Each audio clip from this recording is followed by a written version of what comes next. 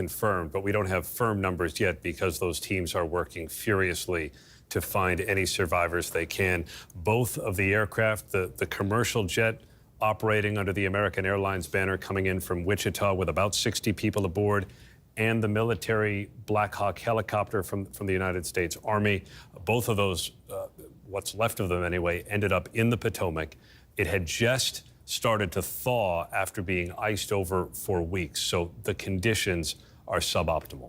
Yeah, it's similar to the Hudson here that had been thawed, that had been iced over, and now it's thawed. And it reminds me of the scene we see here in New York a lot, with so many helicopters flying near the flight path. And when there was a collision over the Hudson River of a tourist helicopter and another commercial aviation, they put a stop to that. Now, this is different. This is a military helicopter and one of the busiest airports in the country. And Steve Ganyard can speak to that better than I can. But the one question will be why there was not a deconfliction here. But that's going to wait, because the urgent priority right now for teams that are in the water, and you can see how many emergency vehicles are massed on the edge of the Potomac, is to try to find any survivors. Yeah, it's every available first responder that they could find rush to the Potomac, because, as you mentioned, the first thing, the most important thing, is to get anybody who is alive out of the Potomac, as it is that cold. Steve, talk about how busy not only that airport is, but that, the runway that plane was coming in on. Yeah, Phil, the Reagan National is quite busy, even at this time of night. And even at this time of night, there are plenty of military helicopters, civilian helicopters. There are park police helicopters flying up and down. It's the other city that doesn't sleep, and it has to be on guard all the time. And there has to be military helicopters that are ready to jump in at a minute's notice. And so it's not unusual to see this much activity. It is unusual to see runway 33 in use. But if you look at that video, Phil, I can describe a little bit about what the visual perceptions might have been and where people might have not been able to see each other. So if you look at that horrific video, you see that the helicopter was flying south down the Potomac. The regional jet was landing runway 33, so it was coming up towards northwest D.C. So the helicopter appears to have hit the regional jet on the right side of the regional jet. So they're at co-altitude. You can see them at co-altitude. So if you're in the regional jet, you're focused on the runway in front of you. You're so low, nobody's thinking about anything about seeing the runway in front of you and landing the airplane safely. Your peripheral vision at night, particularly with something at a co-altitude, is almost non-existent. So there's just no way that you could imagine that the crew on board that regional jet would have seen this helicopter coming at them, crossing right to left. In the helicopter, if they had seen the regional jet, and in their minds they said, well, this isn't the runway in use, so there wouldn't be any airplanes here. But they're at co-altitude, and they're looking down the Potomac, but they're still pointing at the city of Alexandria, lots of lights in the background, and so the lights of the regional jet may very well have gotten drowned out in the background of the lights of the city, the lights of Reagan National, the lights of Alexandria. And so you have these visual perceptions, these misperceptions, these almost optical illusions. Now, the Army helicopter, we again come back to this, we don't understand why it was where it was. It should not have been there. And the regional jet was cleared to land. They had the runway in sight. They were within 150, 200 feet of touching down.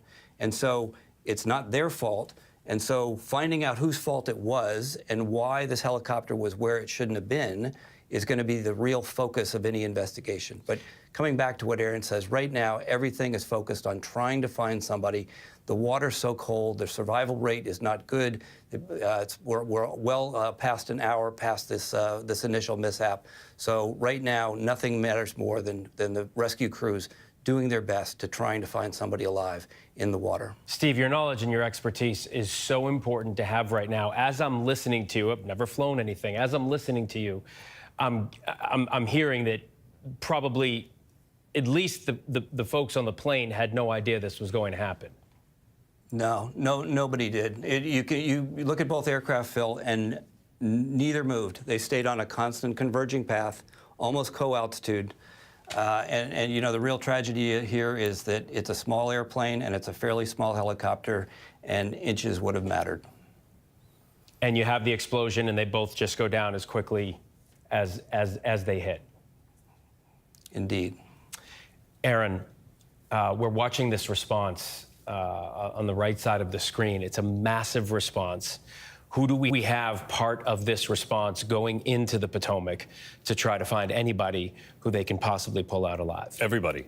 D.C. Metro Police, there's assistance from Maryland, the proximity to the Pentagon right there, the military undoubtedly involved, and there was suspicion for a minute that maybe some military leaders were aboard that Army Black Hawk helicopter. We're told by our Louis Martinez, who covers the Pentagon, as he has for the better part of 20 years now, that there were no military leaders on board that Black Hawk helicopter from the Army that collided with this inbound American Airlines regional jet coming in from Wichita with about 60 people on board, according to the Senator Marshall from Kansas.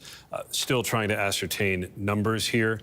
There are reports that people have been pulled from the water alive, but we also know there are going to be a significant number of dead and active operations in the Potomac right now, Phil. I want to bring in Selena Wang, who is following the Homeland Security response. Selena, I know that Kristi Noem has put out a statement. What do we know?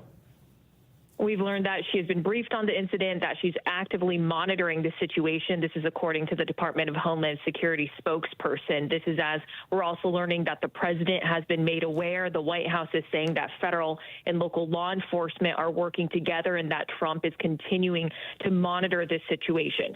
This also comes as two U.S. officials confirmed that the helicopter involved in tonight's collision was a U.S. Army Black Hawk helicopter, and that also, according to a defense official, there were no senior Army leaders aboard the helicopter. Now, just given the proximity of the helicopter to the Pentagon and the fact that we're talking about an Army Black Hawk, the question had been raised as to whether there may have been senior Army leaders aboard. But again, according to this official, there were no Army leaders on board. This also comes, Phil, as we're learning that the Secretary of Transportation, Sean Duffy, he has posted on social media that he is at the FAA headquarters and monitoring the situation as we speak. All right, Selena, stay with me. Moments ago, our Byron Pitts spoke with an eyewitness. Obviously, we're going to be getting a lot of eyewitness testimony in, and we're going to be getting videos as well. Take a listen to what Byron was told. Ari, this is Byron Pitts. Can you hear me? Yes, I can. Tell me where you are, what you saw, please. So I live in Alexandria, Virginia, which is right immediately next to Washington National Airport. I live in the north part of Old Town, which is about as close as you can live in Alexandria to the airport. I'm maybe 2 miles away. So I was driving home from the city around 9 o'clock. That's a drive I do often. It's south along the George Washington Parkway. You go right by the airport. It's immediately next to the airport.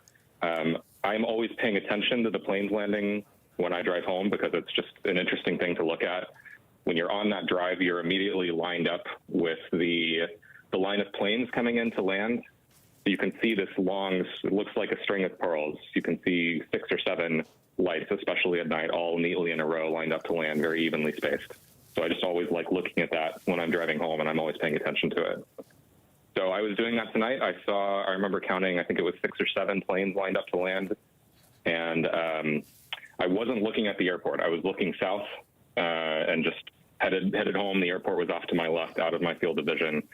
But I looked at the planes and I saw that there was a big gap in front of the front one, that if they were evenly spaced, there should be one right out to my left. So I wondered if there was one there. I looked off to my left and I saw a plane right about to land. I looked at it. It looked normal. It was level. It looked like a small end of a passenger plane, not one of those little mini planes, but like maybe a regular sized jet on the smaller side. Everything looked fine. I just looked at it for a moment. I looked back at the roadway, and then I wanted to look again because it's just cool to see a plane land. So I looked back, and it was banked all the way to the right. I would say 90 degrees, possibly past 90 degrees. It was illuminated bright yellow underneath, and there was a spray of sparks on the underside of the plane, which I assume is why it was illuminated bright yellow. The reports I've seen say that it crashed into a helicopter. I did not see a helicopter. It's a very, very dark night here. There's no moon out, so anything that isn't directly lit, you're not going to see. So I just saw the plane, and I knew something was wrong because it was very, very close to the ground. It was maybe 80 or 100 feet above the ground, banked all the way to the right. I saw that for all of, this was maybe 2 seconds that I was looking at it. I looked back at the road, I looked back again, and it was gone. I didn't see any crash into the ground. I didn't see a fireball or an explosion or flames. There were no emergency vehicles. Everything looked normal. So I kept driving. Yeah, go ahead. Yeah, Ari, we're so grateful to talk to you. Thank you for sharing with us what you saw. This Ari Schulman, who lives in Alexandria, Virginia, who saw the plane as it went down. Thank you, sir. Okay, thanks very much. All right, and Byron, thank you for that as well. No doubt we're going to hear from more eyewitnesses as the evening goes along. What you're looking at on your screen right now is a massive response on the banks of the Potomac after a military helicopter collided with a commercial jet near Reagan International Airport. This is in just outside of Washington, D.C. You're taking a live look at the emergency response. The jet is believed to have the capacity for dozens of passengers. We're told about 60 people were probably on board. Divers are currently in the water, and it is believed that there are going to be multiple casualties. But there are reports that some people have been pulled from the river alive, and that certainly is a bit of good news on a night with such a dark incident taking place in our nation's capital. American Airlines says they are aware of the flight operated by PSA. That it is involved. In a statement on X, they say the flight left Wichita, Kansas, and was headed for Washington, D.C. We do have some video that shows the collision from EarthCam. It's really disturbing video. I want to bring in Aaron Katersky. Aaron, talk to me a little bit about this video. We see the explosion in the distance, but now you can see it closer. You can see it closer, and you can see in just a second the imminent collision there on your screen between this passenger jet operating under the American Airlines banner inbound to Washington, D.C. from Wichita. We understand there were 60 passengers and 4 crew members on board, and it collided with a military helicopter. It's believed only the crew was on board the Army Black Hawk helicopter at the time of the collision. No senior leaders or additional passengers, according to the Pentagon at the moment. We also know there are active search and rescue operations, still search and rescue dive teams in the frigid water of the Potomac. It had been iced over for weeks. It has just begun to thaw, and now dive teams are in the water. We've heard that they have pulled a number of people alive from the water, and they're being taken to area trauma hospitals in and around Washington, D.C. They are also prepared, Phil, to have a number of casualties from this. You know, this plane was lined up on runway 33. Sam Sweeney, our transportation reporter, is telling us that it's not used that often because of its size and that it requires a unique approach. The other end of the runway is lined up with the Pentagon, so that side can't be used. So this is a pretty specific runway, as Steve Gagnon was telling us before, not used that much, even though this is an extremely busy airport, not only for the planes, but for the helicopters as well.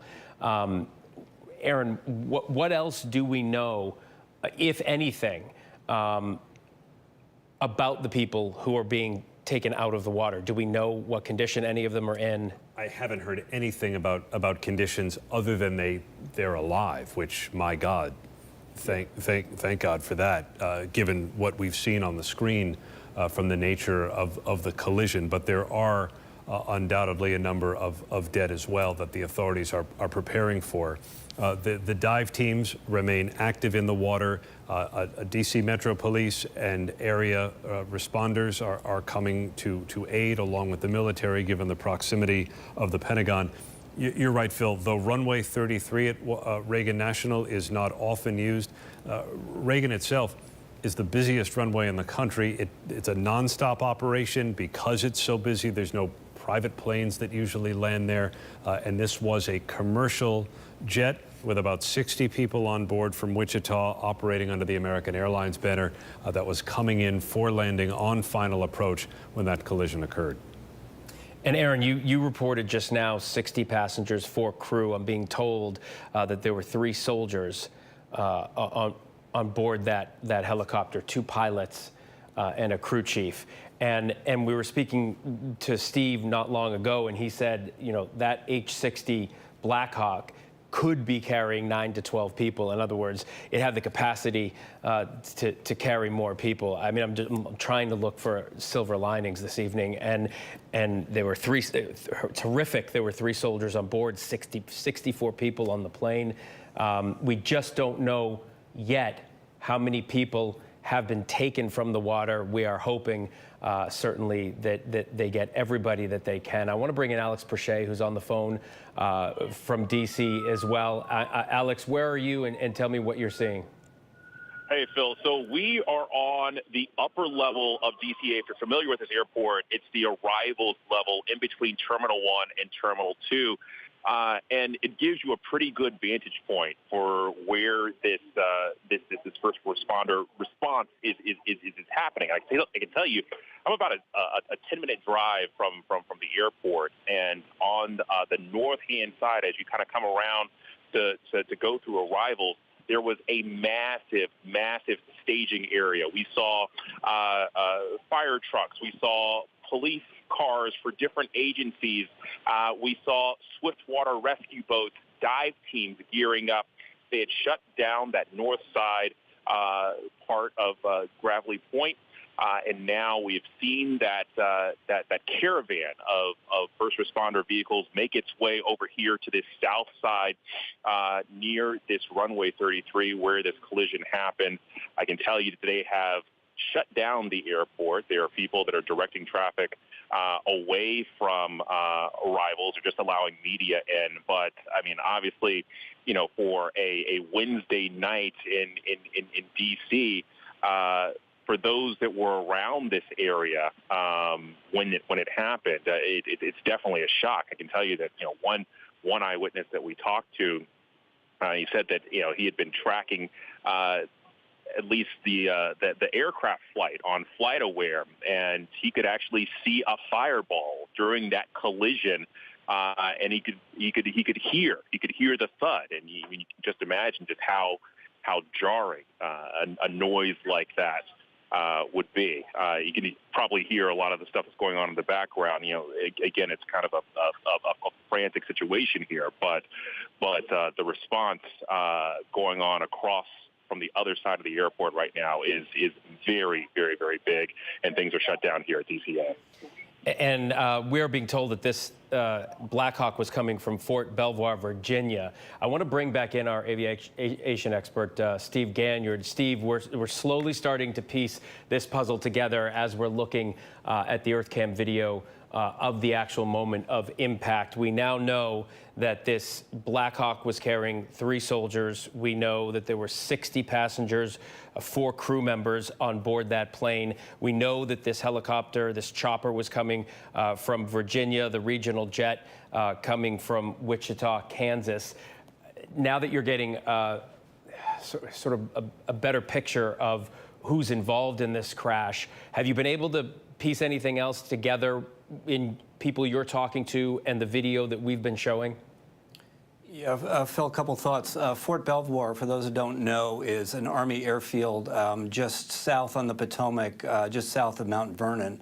And so it makes sense that whatever this Black Hawk helicopter had been doing, was it at the Pentagon, was it somewhere else, was it up at Camp David, it was coming down the river.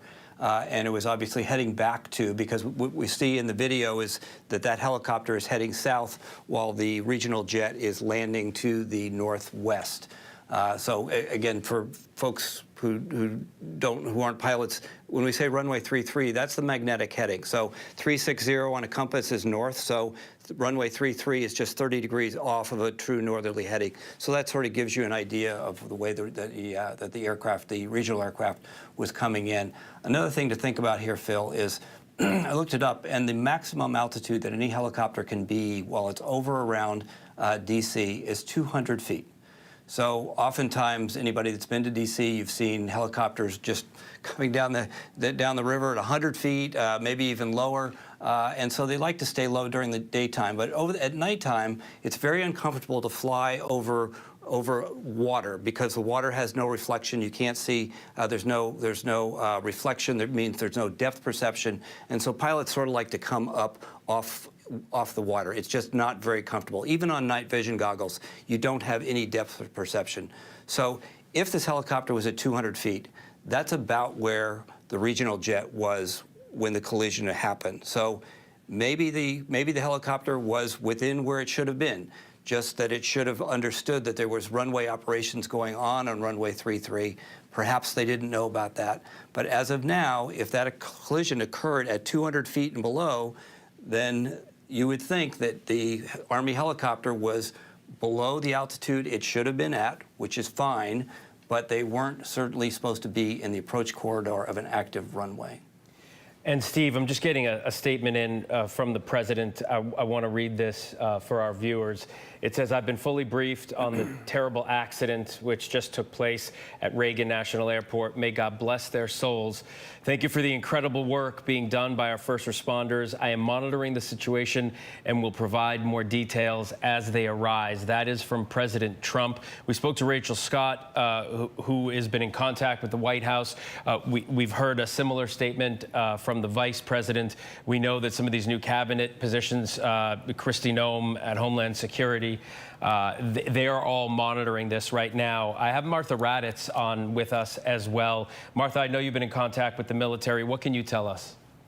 Well, we can tell you that they believe that there were 3 Army soldiers aboard that Black Hawk. That would be probably 2 pilots and a crew chief in that Black Hawk helicopter, and that it was based at Fort Belvoir. These are where these VIP helicopters come out from, these Black Hawks. The Pentagon did basically an all-call to see if there were any senior Army leaders on board that Black Hawk helicopter. There were not, they believe. They don't know exactly at this point what that helicopter was doing, what the mission, what it was doing there. Obviously, it is near the Pentagon on that river route, the Pentagon on one side, and very close to Reagan Airport, very restricted airspace. But you know, Phil, very well, if you live in D.C., there are Black Hawk helicopters quite frequently down the river, and other helicopters as well. Obviously, the presidential Marine One goes down the Potomac as well. But the big question is, what was that helicopter doing there tonight in very low light, and why it was in the path of that airplane?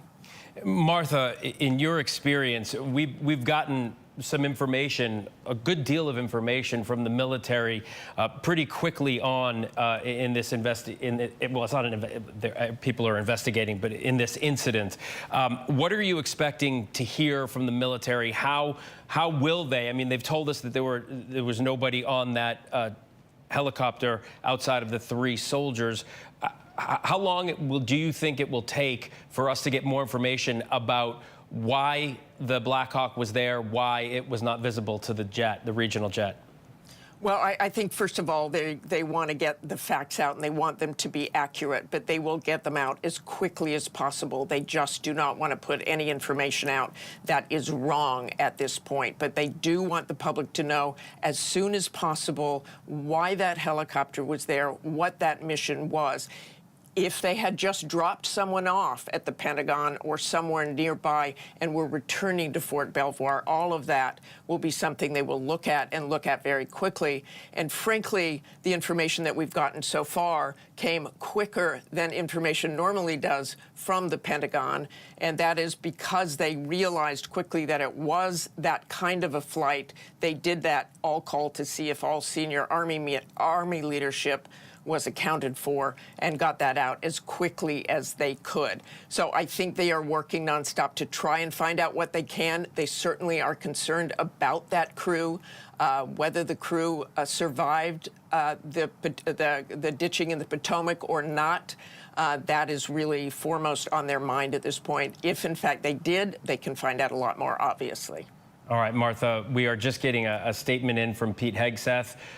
We all covered that, that confirmation hearing. He was confirmed on Friday as head of the Department of Defense, actively monitoring, he says, poised to assist if needed. Prayers for all involved. Steve, I'd like to bring you back in and talk a bit more about, I mean, you've been up there, you've flown, you said you've seen incidents like these. What are some of the missions that the military, Martha talked about some of them, what are some of the missions that the military is flying Blackhawks up and down the Potomac for? Yeah, Phil, could be anything. I mean, you think about the military presence in Washington and you think about the military responsibilities, everything from extracting Congress in the event of some sort of a terrorist attack, the ability to move senior officials in and out of Washington. The Marine One is responsible for the president and the White House, but there's lots of other helicopter movement that goes on every day and every night. And as Martha said, those of us who live around D.C., you hear the helicopters at any time, and you hear the blades and that very recognizable Black Hawk sound, almost like the Huey sound from Vietnam days. And so we're quite aware of that. There's lots of that going on, but it's rarely that it becomes a problem. The rules for flying around D.C. are pretty straightforward. And again, the question here tonight is, if that helicopter was at or below 200 feet, then that's where it should have been. But the question is, why was it close to the approach corridor of an active runway? And we've said this a couple times tonight. Runway 33 is not often used. Was there a thought within the cockpit of that Army helicopter that, well, that's not the runway in use. We've never seen any aircraft landing on that runway. We see airplanes coming in from the south. The main runway is basically a north-south runway, and it comes in over the Memorial Bridge. And so that is something that could have triggered the crew to say, well, we shouldn't be looking out because we know that all the traffic is off to our right-hand side, landing on that north-south runway. Phil, this is a tragedy on so many levels, but there's another tragedy here, and people say, well, it was good weather, how could this have happened? And many times, I can tell you the times that I've almost killed myself in an airplane, it was good weather. And so in bad weather, you have everybody under radar control, and it's not something that probably would happen if the weather had been bad tonight. Yeah, that's an interesting point, Steve. If you're just joining us, what you're seeing on your screen is a massive first responder response to the Potomac, the banks of the Potomac at Reagan Airport just outside of D.C. We are now being told that the airport is going to be closed for more than 24 hours. Right now, they say it'll be closed till Friday morning, about 5 a.m. Friday. This is because a regional jet operated under American Airlines was coming in earlier on this evening and collided with an H-60 Black Hawk helicopter, military helicopter. 60 passengers, 4 crew on board that regional jet, 3 soldiers on board that Black Hawk helicopter. I have a statement in my hand that just came in from American Airlines confirming all the information that I just gave you, saying American will continue to release information as it becomes available. And if anybody is worried that they had a loved one on that plane, that they can call the toll-free number at American Airlines, and American will continue giving updates throughout the evening. The last major aviation disaster of a scope that could be anywhere close to this was back in 2009. I want to get down to the scene. Alex Perche is there for us. Alex, I know you were talking to witnesses. Tell me what you're seeing and what you're hearing. Hey, Phil. Okay, so we are right on the arrival section of DCA Airport. This is normally where you go to depart. We're in between Terminal 2 and Terminal 1. It is shut down, but I will tell you that across the way, you can see this active scene, a massive, massive scene there in the distance. That is the south end of the airport. Now, we came from the north, and when you're driving from the north, there are a couple of parks that line DCA. One of them was a staging area, and so my producer and I parked there for a minute just to get a sense of this response, and it is massive. We saw police and fire from different jurisdictions and different agencies, swiftwater rescue boats, dive teams gearing up, and then they all rolled out. You can see that right now, the only people here at DCA are press and first responders. The airport is shut down, we're told, at least until 5 a.m. on Friday. But right now, just a very, very massive response here. Thanks. I'm sorry to interrupt you. I want to go to Wichita. There's a news conference we want to join in progress. Team that we've activated, so we have a lot of volunteers that come in to help out in a situation like this. That will be here in the terminal if they do want to come to this point. But we also encourage them to stay home and stay in contact with the airline, and they'll be getting an official word directly as well. What does that team do already? The team helps out with getting the information funneled and channeled to them. And we also have like a chaplain that volunteers to come in to provide support as well. I'm sorry, your question? You've had family members or people that know people on this flight come here already? I believe we have. And the Incident Family Support Team is managed by our Airport Police and Fire Department, and so those officers have already been coordinating the assistance. Are they around here right now? Not that I can tell you where they're at. I can't point to them. Is there any phone number that families at home could call? We don't have any phone numbers for them to call, but I know that American Airlines on their website has contact information that they're supposed to reach out through.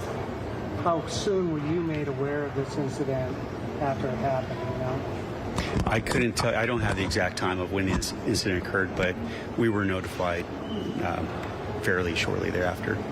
Can you talk about the human element of how this makes you guys feel here at the airport tonight? Well, obviously our thoughts and prayers go out to the family and to everyone.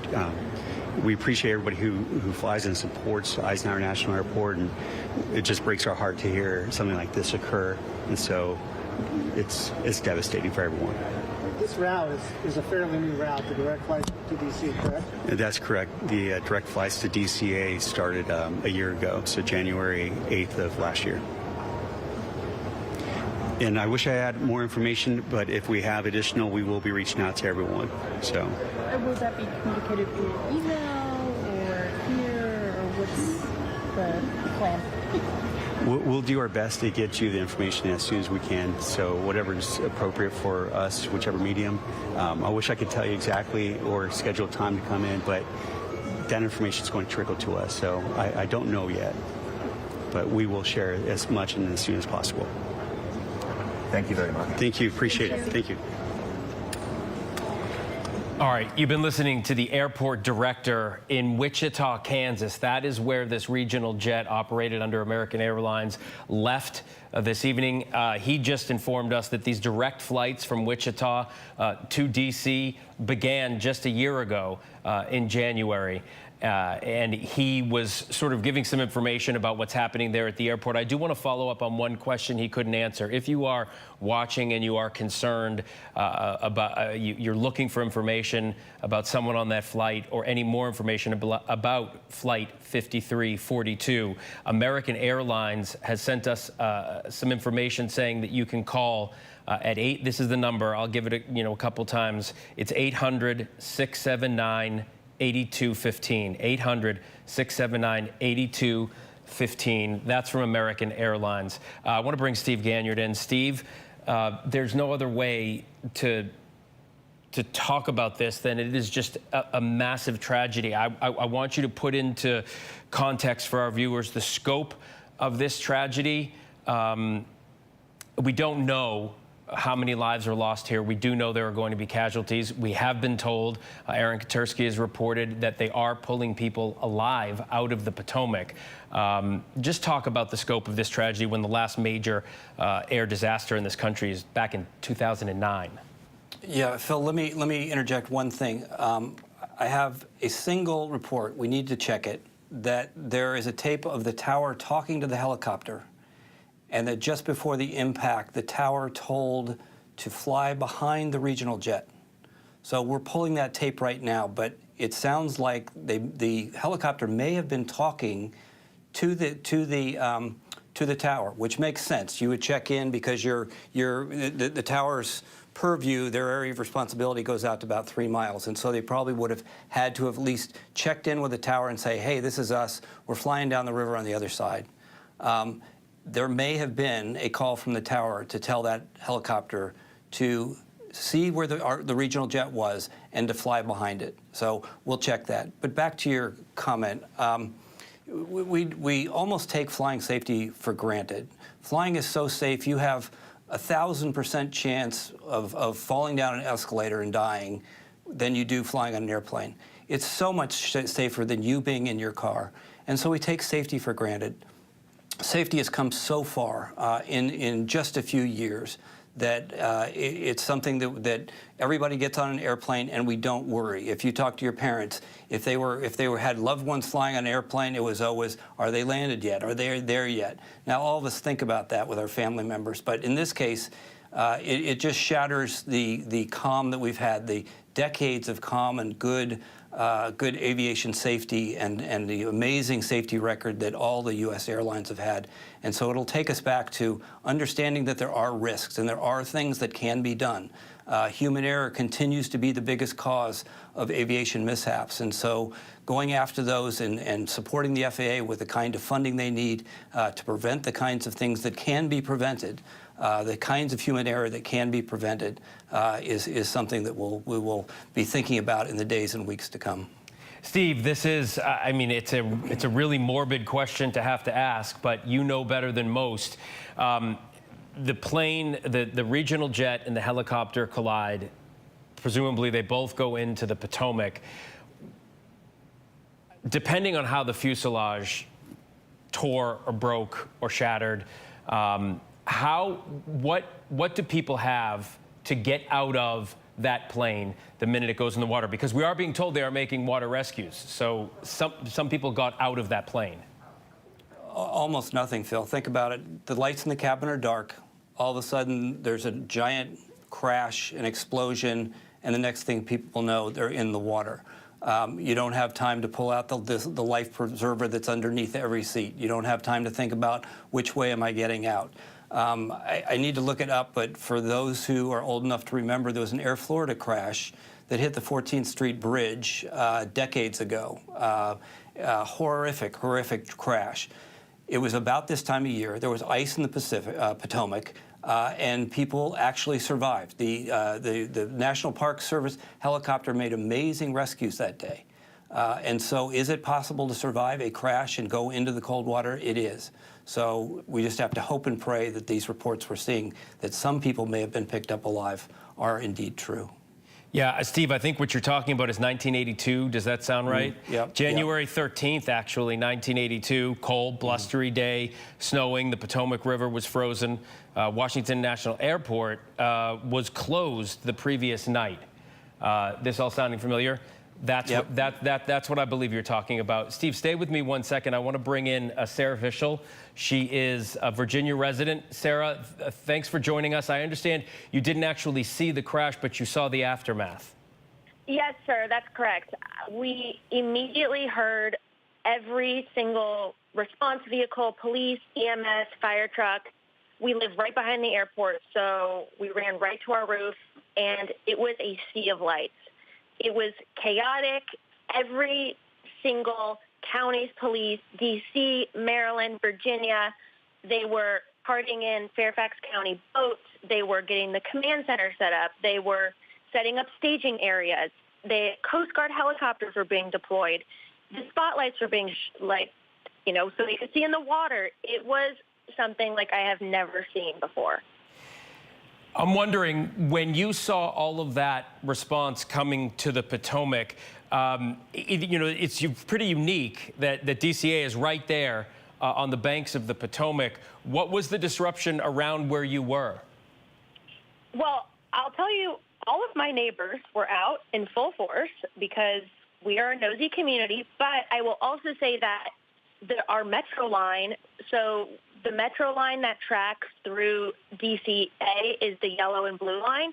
The yellow line completely shut down and had to actually turn around right in front of us. So they had to track back in the other direction because I guess my understanding is they're not letting the metros into DCA for maybe safety reasons. I'm not sure, probably not smart at the time, but we were up on the roof for an hour, and it was continuous EMS response. You can see it on the TV, but it was coming from all directions. Ambulances, you name it, unmarked police cars. I mean, people were probably sleeping, but everybody came out to watch what was happening.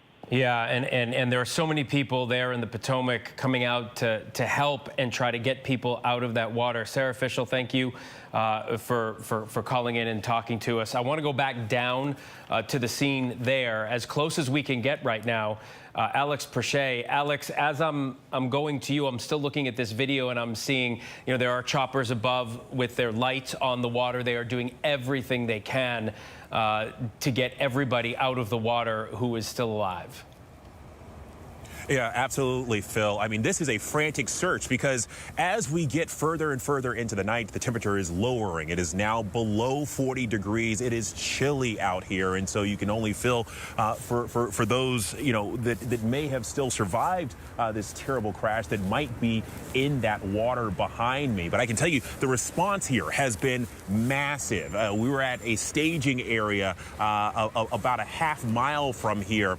And as the witness was telling you, we saw fire trucks from all sorts of counties around the DMV. We saw first responders, police, different agencies, swiftwater rescue boats, dive teams gearing up, and most of them have now made their way over across where you see that sea of red lights there in the distance. I can tell you that I was speaking to one airport worker here who says that he saw this crash. He said that he could hear the chopper hovering around for a number of minutes. But when that collision happened, it was a thud, and he could see that fireball as it descended over there towards the water on the south end here. But the airport right now, very much shut off completely. The only people that are up here are first responders and other members of the press. It is a frantic, frantic search here for any other possible survivors, Phil. Yeah, and that airport is going to be closed down at least until Friday at 5 a.m., and that's more than 24 hours. This just doesn't happen at airports in this country unless something has terribly gone wrong, and it has here. This is the worst aviation disaster since 2009. I want to bring Aaron Katersky back in. Aaron, I know we're getting a statement right now from Virginia Governor Youngkin. I will take a look at that statement while I ask you this question. Talk about what is happening there on the banks of the Potomac, in the Potomac right now. This is one of the largest responses I've seen to something in a long time. And the agencies are from all over, not just D.C. Metro Police, Fire and Rescue, but mutual aid from Virginia and Maryland as well. Phil, the priority still is on pulling people who might yet be alive. This is complicated by the fact that they were in aircraft, commercial aircraft, a helicopter. We're hearing, police talk about the need for extraction tools if there are still people perhaps, trapped in where they were sitting. It's complicated, but they're going to keep doing it. It is the urgent priority if they can pull anyone out of there alive. What we're looking at right now, Aaron, on the screen, we now actually have some aerial footage of the Potomac, and you can see some of the lights out there on the water. Presumably, some of the smaller boats are probably dive teams, and they're just heroic going into that cold water looking for anybody that they can find. I took a look at the Virginia governor's statement.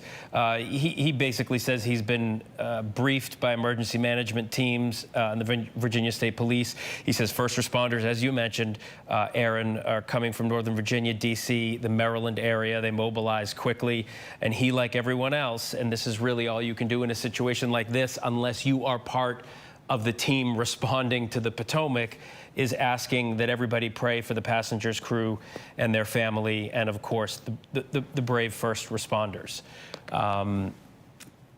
Steve, I'd like to bring you back in now that we have these aerials. What can you tell me about what you know is happening out there on the Potomac? Yeah, Phil, let me add something. I've just been listening to what I believe is the tape of the tower communicating with the helicopter. Our crews are working to verify that, but it's from a legitimate source, and it sounds legitimate to me. So, as we were talking about before, because the helicopter was flying within Reagan's air traffic control area, so within 3 miles of the airport, they had to check in with the tower. We're hearing communication where the tower told the helicopter that your traffic is the regional jet. Do you see it? And the helicopter says, yes, we see it. And the tower says, maintain visual separation from that regional jet. So the helicopter says they saw the regional jet. The tower said, do you see it? Tower said, fly behind that regional jet. And it didn't happen. So again, we come back to the visual illusions we were talking about earlier. The visual illusion of thinking you see something at night, a point of light behind thousands of lights out on the horizon. It's not hard to think you see something when you actually don't. So again, total conjecture. But if the helicopter said that they saw the regional jet, they acknowledged visual separation, meaning that the responsibility to stay clear of the regional jet was theirs. We see it, we see that they're landing, and we will stay away from it, we will go behind it. Perhaps they picked a point of light, or they picked an airplane that was not the regional jet, and they thought everything was fine. And Steve, the way you describe that, and I just want to let our viewers know we're waiting for a news conference from D.C. officials. That's going to happen in about, well, they say about 11:30. They're getting all the information they can together, and they're going to brief the media. Steve, and you say it's conjecture, and we get that at this point, but with your knowledge, I would trust your conjecture more than almost anyone I know. So just if that is the way it happened, this must happen a lot. You talk about all this traffic between helicopters and jets. The tower must talk to choppers like that often, I'm guessing, and saying, hey, do you see this? It's your obligation to be around it. What do you think went wrong here? I think that the helicopter thought they were in the right. They thought they were doing everything right. They were below 200 feet. They were talking to the tower. They thought they had the traffic in sight. They thought they had the interval as the regional jet was crossing their nose from left to right as it was landing on runway 33. So everybody in the helicopter thought they were in the right.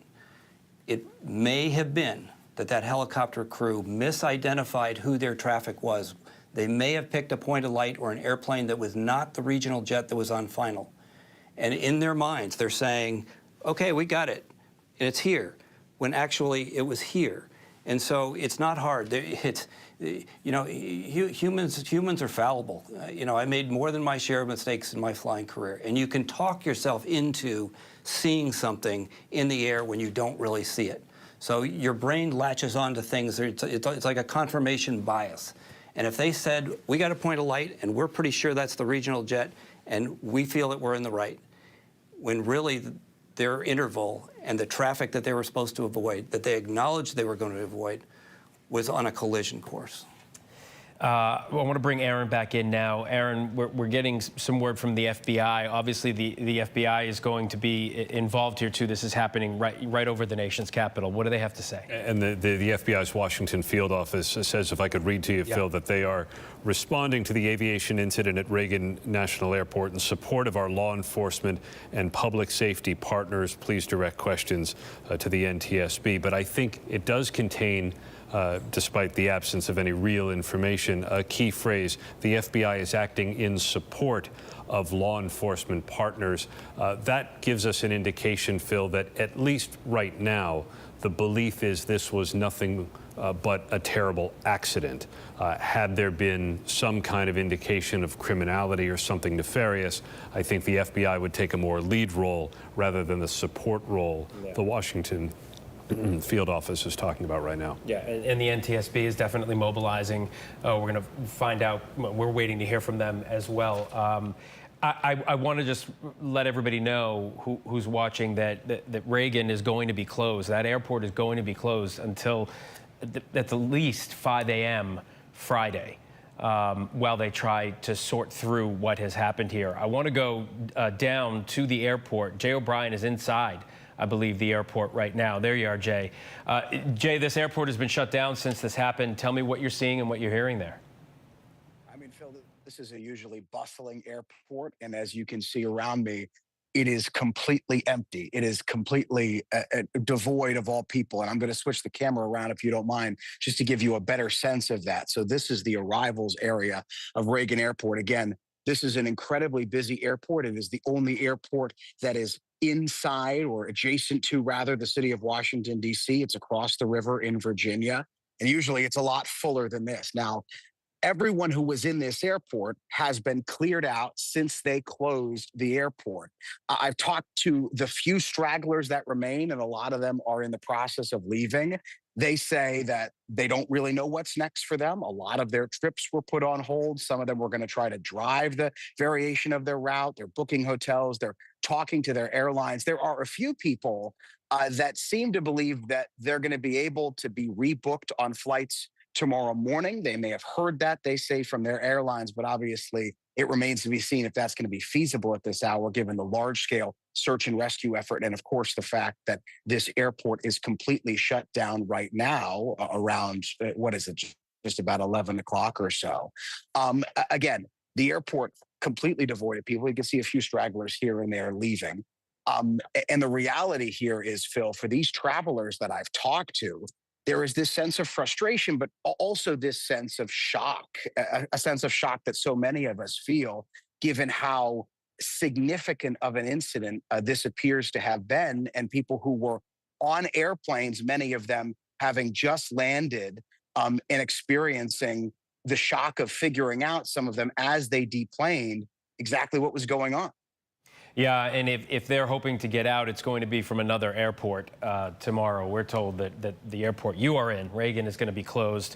DCA is going to be closed until at least 5 o'clock Friday morning. If you know the DC area, there is another airport 30, 40 minutes away from there. But Jay, thank you for that. Aaron, I want to come back to you. We're waiting to hear from DC officials on what's happened. We've been piecing together information. If you're just joining us, we do know that a regional jet coming from Wichita, Kansas, collided with a military Black Hawk H-60 chopper right over the airport. This was about, Steve Ganyard is telling us, about 150 feet or so above runway 33. We have video of it. We've seen the fireball in the sky when the two collide. We're going to get more detail from them. We're expecting that to happen around 11:30. But in the meantime, what we're looking at on the screen, Aaron, is a massive response in the Potomac, and that's because you've been told there are survivors of this crash. They're hoping.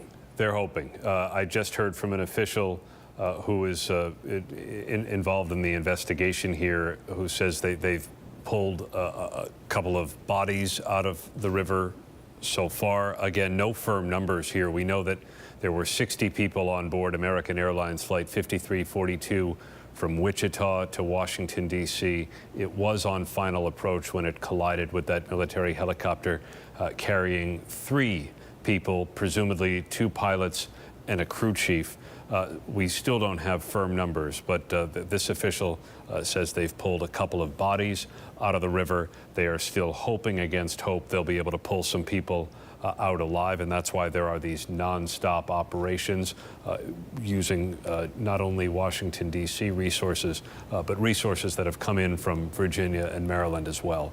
The FBI says they're in a support role at this stage, meaning the working belief at the moment is this was an accident and nothing more, but a tragic one at that, Phil. And there's so much investigating to go. I do want to say we just received a statement from the Association of Flight Attendants. Represents 55,000 flight attendants, 20 airlines, including PSA, the airline involved here, confirming in a statement tonight that there are 2 flight attendants on board that were crewing that flight There is a longer statement about the Eagle flight 5342, but they are confirming that there were 2 flight attendants on board that flight. We did learn a little bit earlier on in the evening from the director of the airport in Wichita, Kansas, that these direct flights, and this was one of them, from Wichita to Washington, D.C., began just a year ago this month.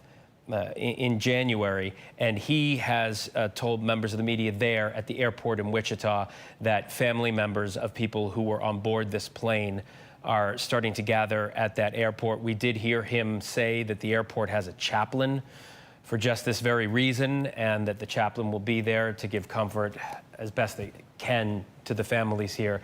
Again, on your screen is this massive response on the banks of the Potomac, just outside of Washington, D.C., which is where DCA Reagan National Airport is. And just a couple of hours ago now, there was this regional jet coming from Wichita, Kansas, operated under American Airlines. Coming in, it was just about to land 150 or so feet above runway 33, and it collided with a Black Hawk helicopter. We do know 60 people, 60 passengers, and 4 crew members were on board that plane. And now we know from the Flight Attendants Association that 2 of the crew were flight attendants. So presumably you then have a pilot and a co-pilot. We're not sure about that, but we do know there were 2 flight attendants, 3 soldiers on board the Black Hawk. Now what we have is a situation where we know passengers have been pulled from the Potomac. We don't know what condition they are in. They've been brought to hospitals. But that massive presence you see there on the banks of the Potomac and the boats that you see on the river, those are people desperately trying to find anybody who not only could have survived this horrific collision in midair, but then also the fall into the Potomac and then the icy waters of the Potomac. It had been iced over up until recently when it had just started to thaw out. It has been cold, and that's not going to make this any easier. Nothing is. Aaron, I want to bring you back in. You're talking to your sources, law enforcement. What more do we know about this search? Only that it's ongoing and will continue to be ongoing. We've already heard that Reagan National's expected to be closed, Phil, until at least 5 a.m. on Friday. That's to give these rescue workers time and space to work whatever magic they can to pull people out alive, if that's possible, with the fear being there could be multiple people dead. They will have to do extractions, collections, mortuary operations. It's quite involved and quite grim work. But the priority now is to do all of that and then allow the NTSB to get in and figure out why this occurred. It is the first large-scale aviation accident in the country since 2009 that appears deadly. I covered that in Buffalo. It was snowing then. The weather was perfect here. All right, we're going to take a brief break right now, Aaron.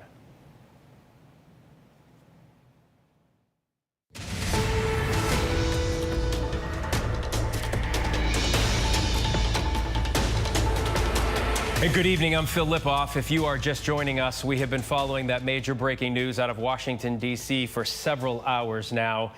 This is the scene on the Potomac River just outside of Reagan National Airport, commonly known as DCA. This is what we know right now. There was a regional jet that left Wichita, Kansas earlier on in the evening. It was a direct flight from Wichita to Reagan. It's operated, a regional jet operated under American Airlines, 60 passengers, 4 crew members on board. It was just about to complete its flight.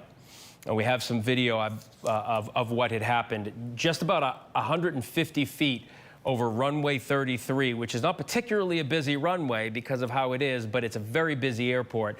We're going to show you a closer view of it right now. That light right in the middle is what we believe is the helicopter. The plane is coming in, and you can see the collision right there and the explosion. This was a military helicopter. The military is telling us it was an H-60 Black Hawk with 3 soldiers on board. And you saw it just there in that EarthCam video. After they collided, they both went down into the Potomac, and that's why you see this major search and rescue operation on the Potomac right now. We are told some people have been pulled from the Potomac and rushed to the hospital. They are obviously looking for anyone they can. I want to go down to the scene right now, just outside where this is happening. Alex Perche is there. Alex, I just want to mention this as we go to you. We are waiting for a news conference to happen any minute now. When that happens, we'll go to it. But in the meantime, tell me what you're seeing there from the ground. Hey, Phil. So just to orient you, we are on the arrivals ramp here at DCA in between Terminal 1 and Terminal 2. It's completely shut down. The airport is shut down. It will be closed through Friday. But across the way, you can see this massive response as they continue to try to search the Potomac for survivors here. And actually up there in the air, if you can see, that is a search helicopter that's been executing what they call a grid approach, looking to see if there are any signs of life in the water. Now, Phil, before we got here, we were just around the corner, about a half-mile away at a staging area, and a massive presence from law enforcement, from different agencies, from first responders, of fire trucks from different counties and municipalities, and also those swiftwater rescue boats and those dive teams gearing up, all of them now over here. And time is of the essence because, Phil, right now, as we're dipping in close to midnight, the temperature has dipped below 40 degrees. It's about 38 at my last check. And so you can only imagine how much colder it feels for anybody that's still in that water behind me. I want to bring in John Nance right now, ABC News contributor. John, I know you've been watching this coverage, listening, talking to your sources. This is obviously an horrific catastrophe. What do you know at this hour, and what have you been able to piece together by the information that we have? We are waiting for a news conference to begin any minute. Well, I should say what we think we know is that at least both crews were talking to air traffic control and to the Reagan controller, because there was apparently some sort of an order issued for the helicopter to follow the other aircraft. How these two came to be in exactly the same place at the same time is, of course, the question. This is one of the most heavily controlled pieces of airspace in the United States, probably in the world for that matter, because it's right adjacent to Washington National, or rather Washington itself. And we have a situation in which this could never supposedly occur because of the causative control. That's one of the things that the NTSB will be looking at almost immediately. Matter of fact, they're already, I'm sure, on the scene. The other problem here, as far as survival is concerned, is this is very reminiscent of the 12th of January in 1982, when a 737 failed to sustain flight after takeoff and hit the 14th Street Bridge.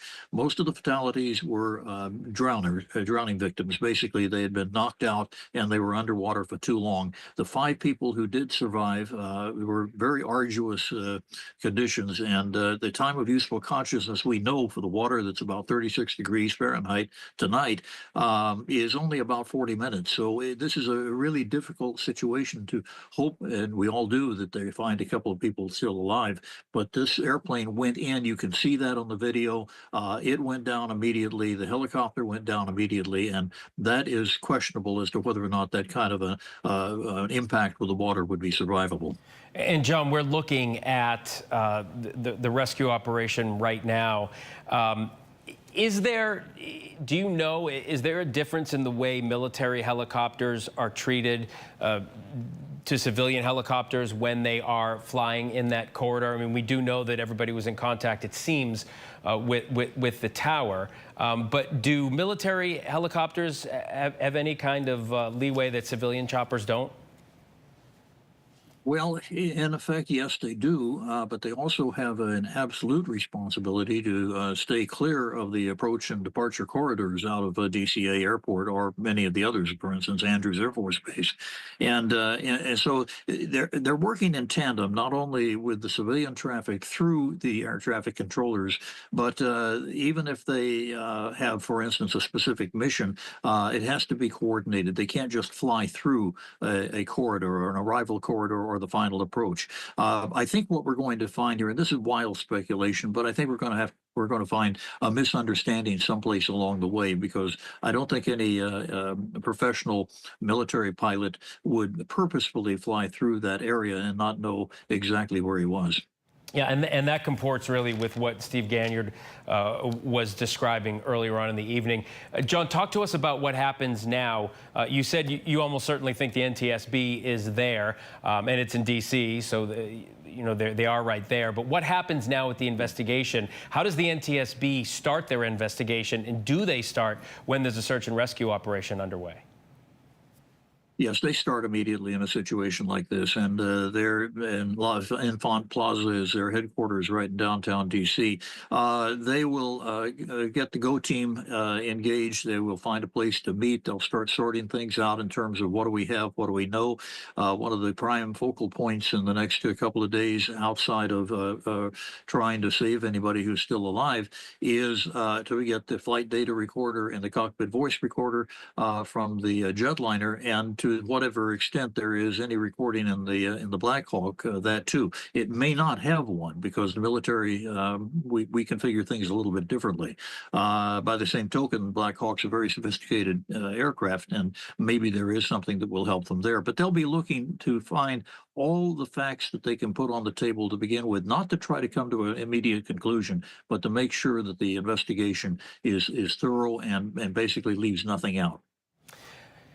John, stay with me. I want to come back to the desk here in New York where Aaron is with me. Aaron, I know you've been following the search and rescue operation, and as the night goes on, obviously it gets more difficult because the temperature of the Potomac has got to be so cold right now. As you pointed out, it just began to thaw. It was iced over. The temperature of the water, the potential survivability of that kind of collision, and then the aircraft, the plane and the helicopter falling into the Potomac. So far, I spoke to one Washington, D.C. official who says they have pulled several bodies out of the water. They have not pulled any survivors that this individual knows of. There are reports to the contrary of survivors being taken to hospitals in the Washington, D.C. area. We've not been able to confirm those. Right now, a Washington, D.C. official who's involved in the search and rescue operations says several bodies have been pulled out of the water. Still no firm numbers other than what we know about who was on board and how many were on board the aircraft. 60 people, passengers, and 4 crew members on board American Airlines Flight 5342, which was on final approach to Reagan National Airport from Wichita, Kansas, when it collided with an Army Black Hawk helicopter carrying 3 people, 2 pilots, presumably, and a crew chief. And the response is massive. It also was very quick. Well, everyone is right there. The Pentagon is there, so the military is there. There are emergency vehicles staged at the airport, and very quickly, not only D.C. Metro Police, but mutual aid from Virginia and Maryland that remain on scene there, trying to find anyone they can. We have heard police talk about the need for extraction equipment. That gives us an indication there may be individuals possibly located in seats or among the debris in the water as the crews tried to pull everybody out. All right, Aaron, let's bring in Jamie Lynn. Jamie lives near the airport. Jamie, thanks for joining us. I know you took a video, posted it to TikTok. Describe to me what it is you saw and heard. Yeah, absolutely. So it was just a normal Wednesday night here in Crystal City. Aside from some regular airport noise pollution, which we really hear 24/7, we have a direct line of sight to the airport. I hopped on Facebook and I looked in our local Arlington community group, and the first thing I saw was that there was a plane crash.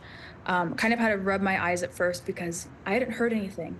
So I look out my window, and as you can see in the video here, just hundreds of EMS on the scene. And even to this moment, it has now been almost 3 hours since the initial impact. We still have a lot of emergency response teams coming in. So.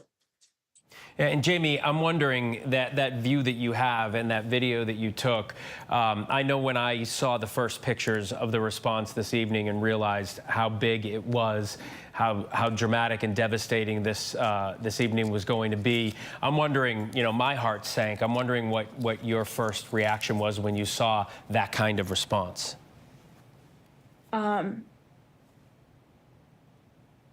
It's hard to find the words for it. I think living here in DC, we kind of inherently feel this immunity, right? Like we have one of the strictest no-fly zones in the world here. Any aircraft that flies over this region is heavily monitored and tracked, and you know what is flying, who is flying. So when you kind of have this safety blanket stripped from you, you can't imagine. What was hard for me is not only do I and my loved ones constantly fly in and out of this airport on regional jets, just like the one we saw, you can't put into words the impact of the tragedy. And the worst bit was I look out the window and you see the reflection of the light from the rescue helicopters on the water. And at that point, you know what they're looking for. And your heart just goes out to everyone. And just for some context, for anyone who's not familiar with this layout, where that plane crashed, you are just a couple 100 feet from the runway. When I'm at that point of the path, I'm texting my loved ones that I'm home and that I'm safe. And you just aren't until you're on the ground. So there aren't words for this situation. It's really horrible. And it being right outside my window is just, there's no escape. So it's a lot. Jamie Lynn, you put it into context for us. We all feel the same way you do when we look out. When you look out the window, we look at the video. Everybody flies. Everybody's been in a situation that has been scary. It is a very safe form of travel, but when something like this happens, it shakes the entire nation. Jamie Lynn, thanks for taking the time to talk to us. I appreciate it. Absolutely. Thank you. Okay, want to let you know that Sean Duffy, who's the new transportation secretary, who was just confirmed, is directing all resources to be given to the NTSB. And we are waiting. There was supposed to be a news conference that started around 11:30, but you can imagine that in situations like this, they are trying to get their ducks in a row, get all the information in line to give to the media. In the meantime, I want to go to D.C. right now. Selena Wang is there, and Selena. Oh, do you want to go to the representative right now? Okay. Selena, stand by. I want to bring in Representative Eric Swalwell. Representative, talk to me about what it is you are seeing, what you're looking at tonight, and any information you might know and be able to give us.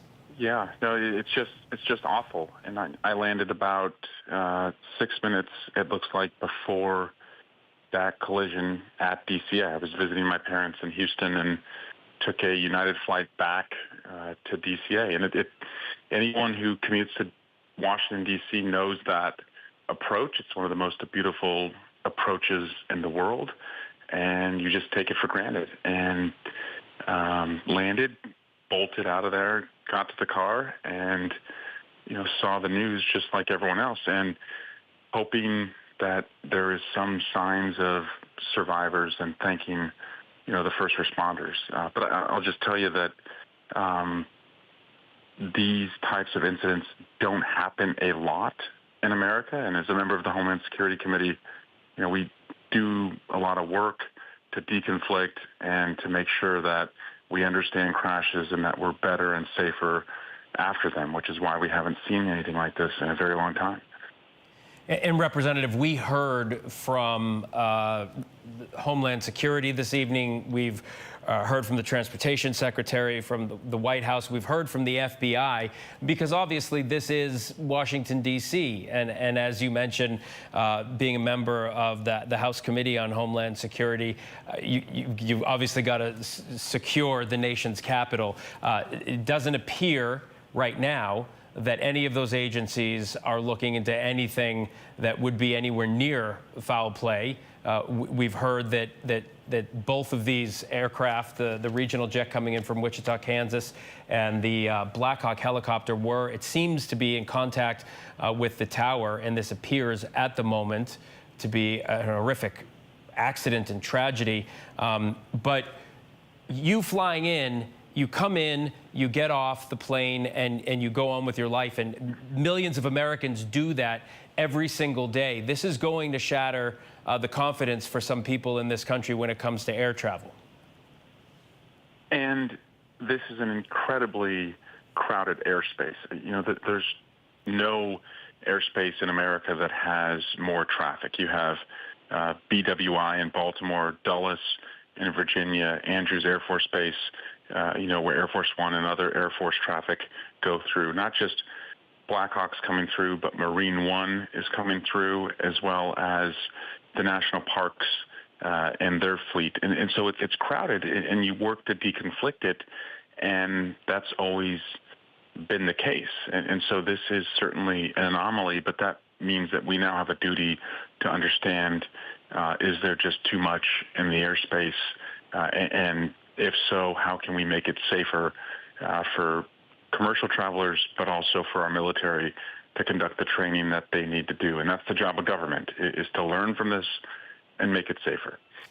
And what role do you think Congress will play in something like that? Right now, there's a search and rescue effort underway, and lives are presumably in the balance. After that, the NTSB will take over and the investigation will happen. But is there a role for Congress to play? I mean, this is the worst aviation disaster we've seen since 2009.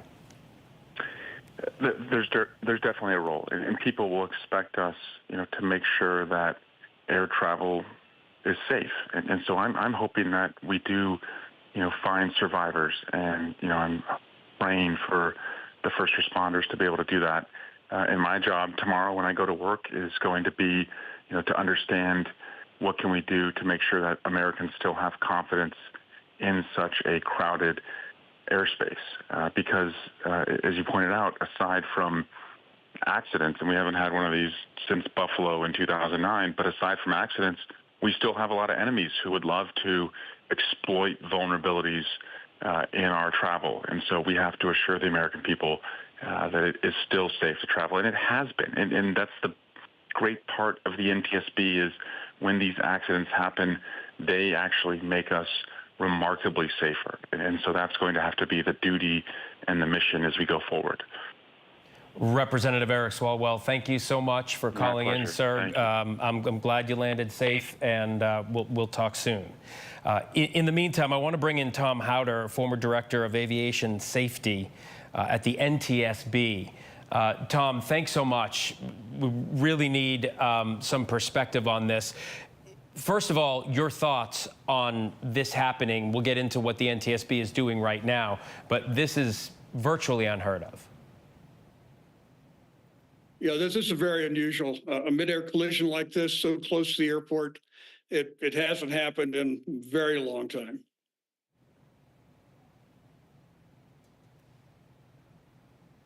Tom, I'm wondering, you're the former director of aviation safety at the NTSB.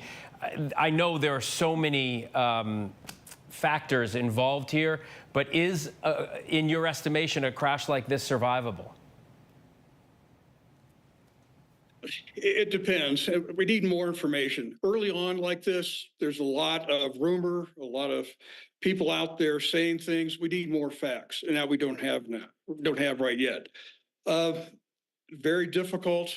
Clearly, the altitude, the bank angles I'm hearing of, survival will be difficult. The very cold water doesn't improve matters. It's dark night.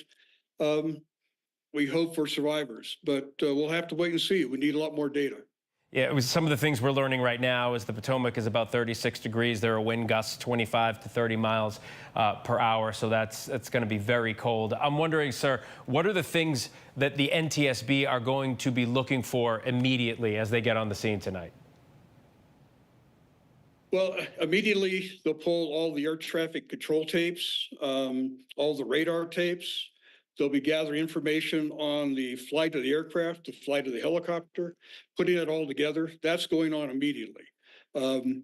Taking a look at all of the information they can pick up to see. There's a lot of cameras in that area, so they'll pull all the camera footage. So the NTSB is going to be spending tonight until tomorrow picking up every bit of data they can. At the same time, they'll have investigative teams starting to work on wreckage recovery, collecting all the information from the airline. A lot's going to happen at the NTSB in the next 24 hours. All right, Tom, thank you. I want to read this to our viewers. We're getting this in from spokesperson at Joint Task Force, National Capital Region. What we're hearing is that this flight, and I'll just quote it for you, "We can confirm that the aircraft involved in tonight's incident was an Army UH-60 helicopter from Bravo Company, 12th Aviation Battalion out of Davison Army Field, Fort Belvoir. This was a training flight. This is during a training flight." The statement says, "We are working with local officials and will provide additional information once this becomes available." So now, Aaron, we're getting this information that this was indeed a training flight. And yet, according to air traffic control audio that we've had to listen to, the pilot of the helicopter appeared to acknowledge the flight path of American Flight 5342. So all signs at the moment point to this being some kind of an accident, whether it was disorientation on the part of the pilot involved in that training flight. The NTSB will have to make that determination. But we do know there are confirmed fatalities at this point. Law enforcement officials who were there on the scene tell us that they have pulled several bodies from the Potomac crash site so far. No one they've pulled out of the water so far has been alive. They are not giving up hope, and we do not have any confirmed numbers, but at this point, those that have been pulled out of the water from the crash site have not survived. So that's an important distinction. We do know, and we have known for the better part of a couple of hours, that they were pulling people out of the Potomac, and now we know that there has not been a survivor pulled out of the water yet. At least so far that we know of, Phil, and it is fluid. It's possible things could change. These are preliminary details from a very ongoing, as you can see, operation that will last through, well, authorities are anticipating at least 5 a.m. on Friday. That's the duration so far that DCA will remain closed after this collision between the commercial plane and the military helicopter at 8:53 p.m. Eastern Time. I want to bring Steve Ganyard back in. Steve, now that we know that this was a training flight, and of course, you know, that's all we know, but we're being told it's a training flight. We're waiting for the officials there in the nation's capital to give the media a briefing, but we are slowly beginning to piece some of this information together. Does it change your perspective now that you know this was a training flight? Yeah, Phil, a training flight can be a lot of things. A training flight can be a couple of seasoned aviators that need to get minimum amount of nighttime every month, and they were just out flying around at night, just getting their minimum hours. They could be, you know, thousands of hours pilots and very highly trained pilots. But it also could be, having been an instructor in a couple types of aircraft, if it was a training flight where it was an instructor with a younger pilot, I can tell you that that is a very stressful situation at night in a high traffic area, because you have to let the student make their own mistakes. You have to let the student learn, have the stick, and to understand what's going on and be able to learn from every situation. But you're responsible for that aircraft, and so you can't let the student go too far. So you're thinking not only about, is this student about to kill me, or is this student doing something that's going to get us in trouble, and I'm the person that's responsible. So if it was a true training flight where this was a young pilot being instructed about how do you fly around National Airport at night over the water, lots of lights, lots of ATC communications, I can very easily see how there would be what's called task saturation in the cockpit. Again, total conjecture, but it all sort of depends on what the definition of training is in this case. If it was in fact somebody who was quite new to the aircraft, who hadn't flown in this area before, that instructor would be he would be or she would be working very hard to fly and allow the student to learn. So let's wait and see what happened, but I can see this go either way based on the definition of a training flight.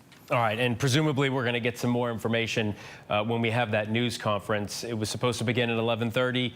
Obviously, they're going to brief the media when they know that they have enough information to give the media, and a lot of times these news conferences are delayed. So we are certainly waiting to hear from the officials. In the meantime, I want to bring Selena Wang into the conversation here. Selena, we know, obviously, Homeland Security, FBI, all these agencies that are, you know, based there in in the nation's capital have put out statements. Everybody's monitoring this, the president too. Tell us what you know.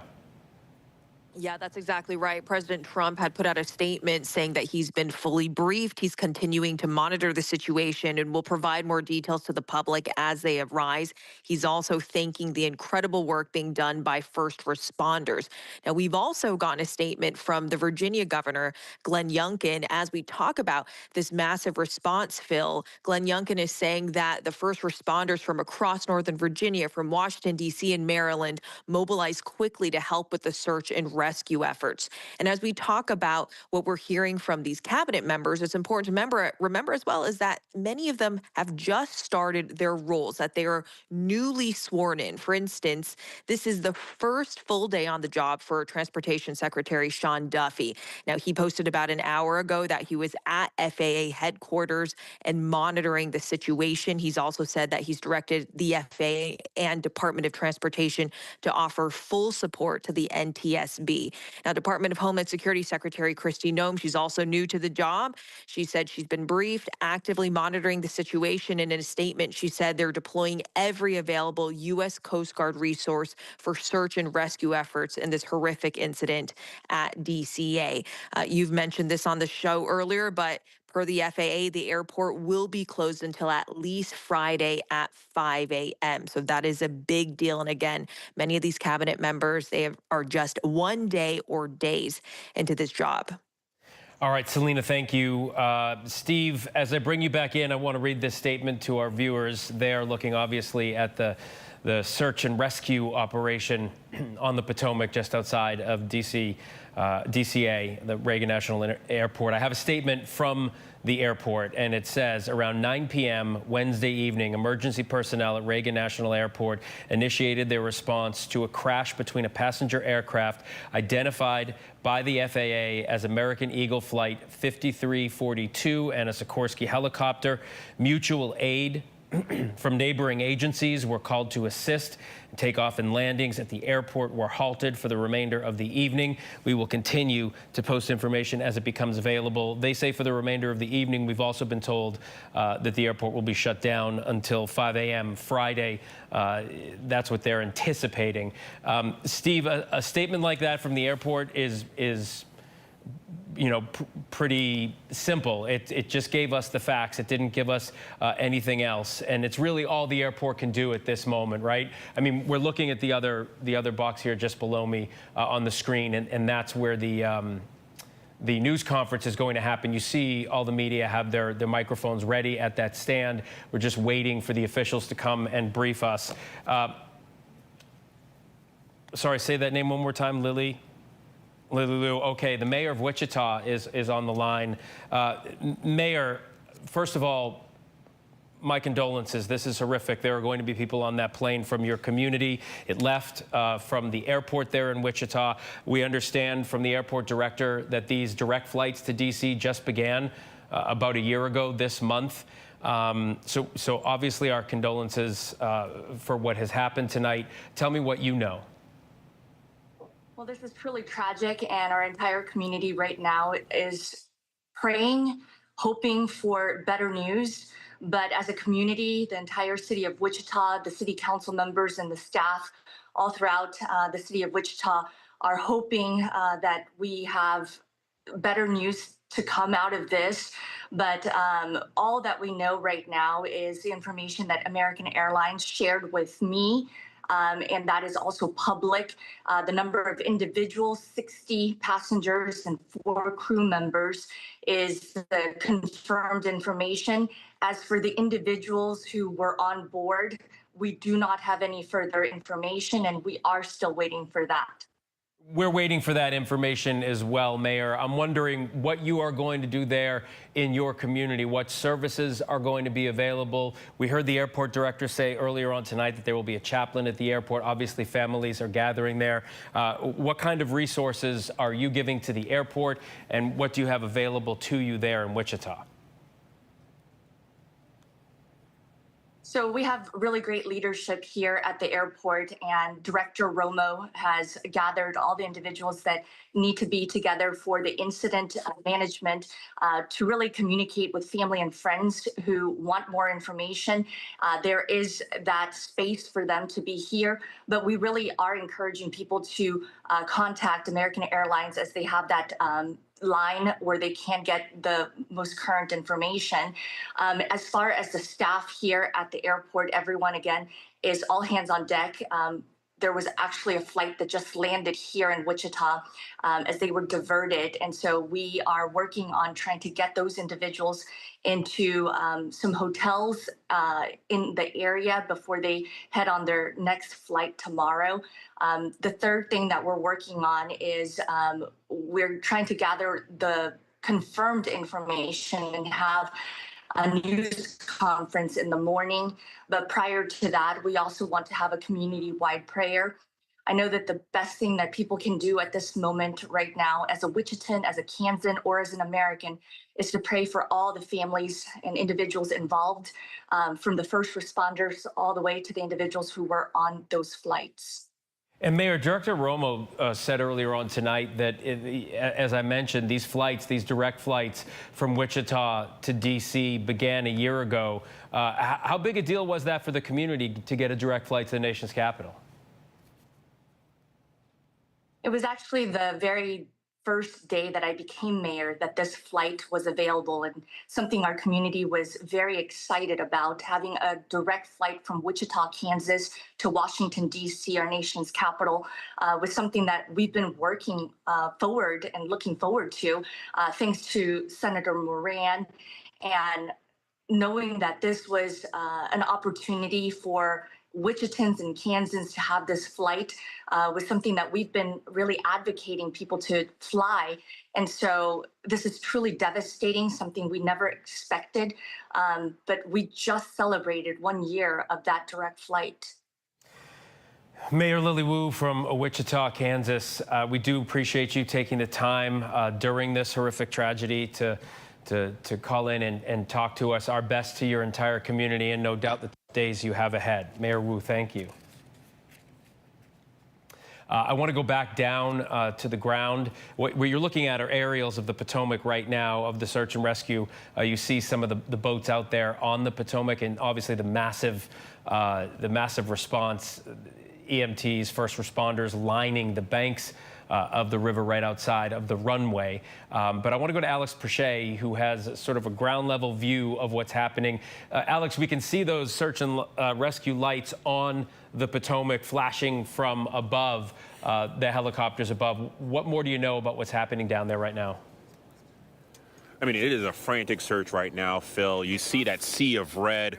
There are dive teams out there. There are boat teams out there trying to find any possible living survivors. I saw Aaron's reporting that so far they have found none. But, you know, time is of the essence right now because the temperature has now dipped below 40 degrees. That water in the Potomac is right around 36. And then there are wind gusts here that we're expecting into the night that are going to be between 20 and 30 miles an hour. And so if you are going to survive that crash, time very much is of the essence to be pulled out of that water. We actually just got an alert that the press conference is going to be pushed till about 12:30. But, you know, that's the fluid and kind of frantic situation that's happening right now. We've actually seen an uptick in police and first responder activity on the ramp that we're at. We actually saw a hazmat truck from Fort Belvoir where that Black Hawk helicopter took off from. But Phil, I cannot underscore enough just how desperate of a search is going on right now in the Potomac behind me, because that water is very, very cold. Yeah, and Alex, the Potomac was iced over until recently. You live there, so you'd know better, but it just recently started to thaw. So as you mentioned, 36 degrees, the temperature in there, hypothermia, if you do survive that crash, sets in, I think, inside of 10 minutes. Aaron has reported tonight that they have pulled people from the Potomac, but so far, Aaron, right, they've not pulled anybody alive. So far that we hear, they have not pulled any survivors from the Potomac River at the crash site between the commercial passenger plane and the Army helicopter. Doesn't mean they won't, and the reports have been fluid, but at this point, our sources are telling us there have been no survivors pulled from the water. Everyone pulled from the water till now has been deceased. Yeah, and we were supposed to hear from officials there in D.C. at 11:30. Alex just mentioned that that news conference has been delayed an hour. And as I said, in situations like this, rarely ever is a news conference on time. There are so many different agencies involved in what is going to happen at this news conference. And I think it also reflects, Phil, that they do not believe there is any danger to the public here. They do not believe there is at this point any criminality. The FBI says it is there in a support role. At this point, and the NTSB will decide for sure, it does look like this was some kind of a tragic accident, and that may be part of the reason why the authorities have not felt the need to come out to say any more. It's evident what has happened. We've seen the video of the collision, the big fireball. There are questions about the general survivability of a collision like that as the two aircraft dropped into the river. But at this point, the authorities clearly do not see any follow-on danger that the public would need to be alerted to. They've shut down the airport for the foreseeable future, maybe till, 5 a.m. on Friday. That's what they say. And at this point, the priority is to try to get people out. All right, Aaron, I want to bring in Louis Martinez from the Pentagon for us. Louis, let's talk a little bit about what we know from the military side here. This, they're telling us, was an H-60 Blackhawk. There were 3 soldiers on board, and we know it's a training mission. What more are you being told?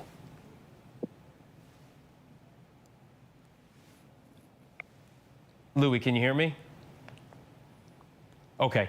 Well, we're trying to connect up with Louis Martinez from the Pentagon. I want to bring John Nance in. John, I'll ask you that question as well. What you know now about the details that the military has given us. This was a training mission. How do these 2 aircraft meet in the air like that? By a mistake. And as a matter of fact, one of the major things, I've got a feedback here, guys. I'm sorry about that. The main thing to keep in mind is this. It does nothing at all for us in aviation safety to discuss blame. Not that anybody is tonight, but that inevitably comes into the equation. We need to know everything that happened so we can make it not happen again. This is an unprecedented situation, this collision. And we obviously it was a training flight. That means exactly as Steve Ganyard said, it could be 2 very experienced guys out just building time. It could be something a little different with a student in one seat. It's hard to tell at this point in time. It's all speculation, and as this evolves, I caution everybody, just like I used to have to do when we had a lot of crashes, which is usually what we think happened in the very first few hours turns out to be wrong. It takes quite a bit of unraveling to figure these things out. Yeah, and that's an important. Yeah, and that's important to point out, John, that. The details will unfold here. We haven't even officially heard at a news conference yet. We're just getting details pieced together by different agencies. When you talk about learning something from this, and it's a good thing, obviously, that the last major crash that we can talk about, as you mentioned, was 2009. It has been a stretch where we have not had to deal with anything like that in this nation. But how do you learn from this? And how do we move on as a nation? Obviously, people are going to be, frightened in the aftermath of this, because if you fly, yes, it's safe, but obviously things are out of your control when you're in a plane. But how do we learn from this technically? What will happen? Well, we learn from it by doing something that I think we have learned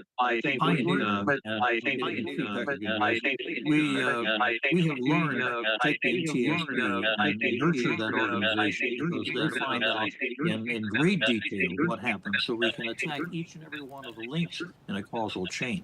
And that's one of the major things that we have to keep in mind always. Air traffic is now so safe, in fact, that we launch and recover about 100,000 flights these every day over the earth, and very seldom does anything go wrong. So it's not just a matter of semantics or a matter of just a few statistics. This really is a lot safer than just driving to the airport, and this will make it safer, even though we've had a tragedy here tonight, and certainly my heart bleeds for everybody who's lost a loved one on this. But we will find out what happened, and we will make it not happen again. That's about the most simple way I can put it. All right, John, thank you. Tom Howder, are you still with me? Are you still with me? Are you still with me? Are you still? I'm still here. I'm still here. Okay. Tom is the former director of aviation safety at the NTSB.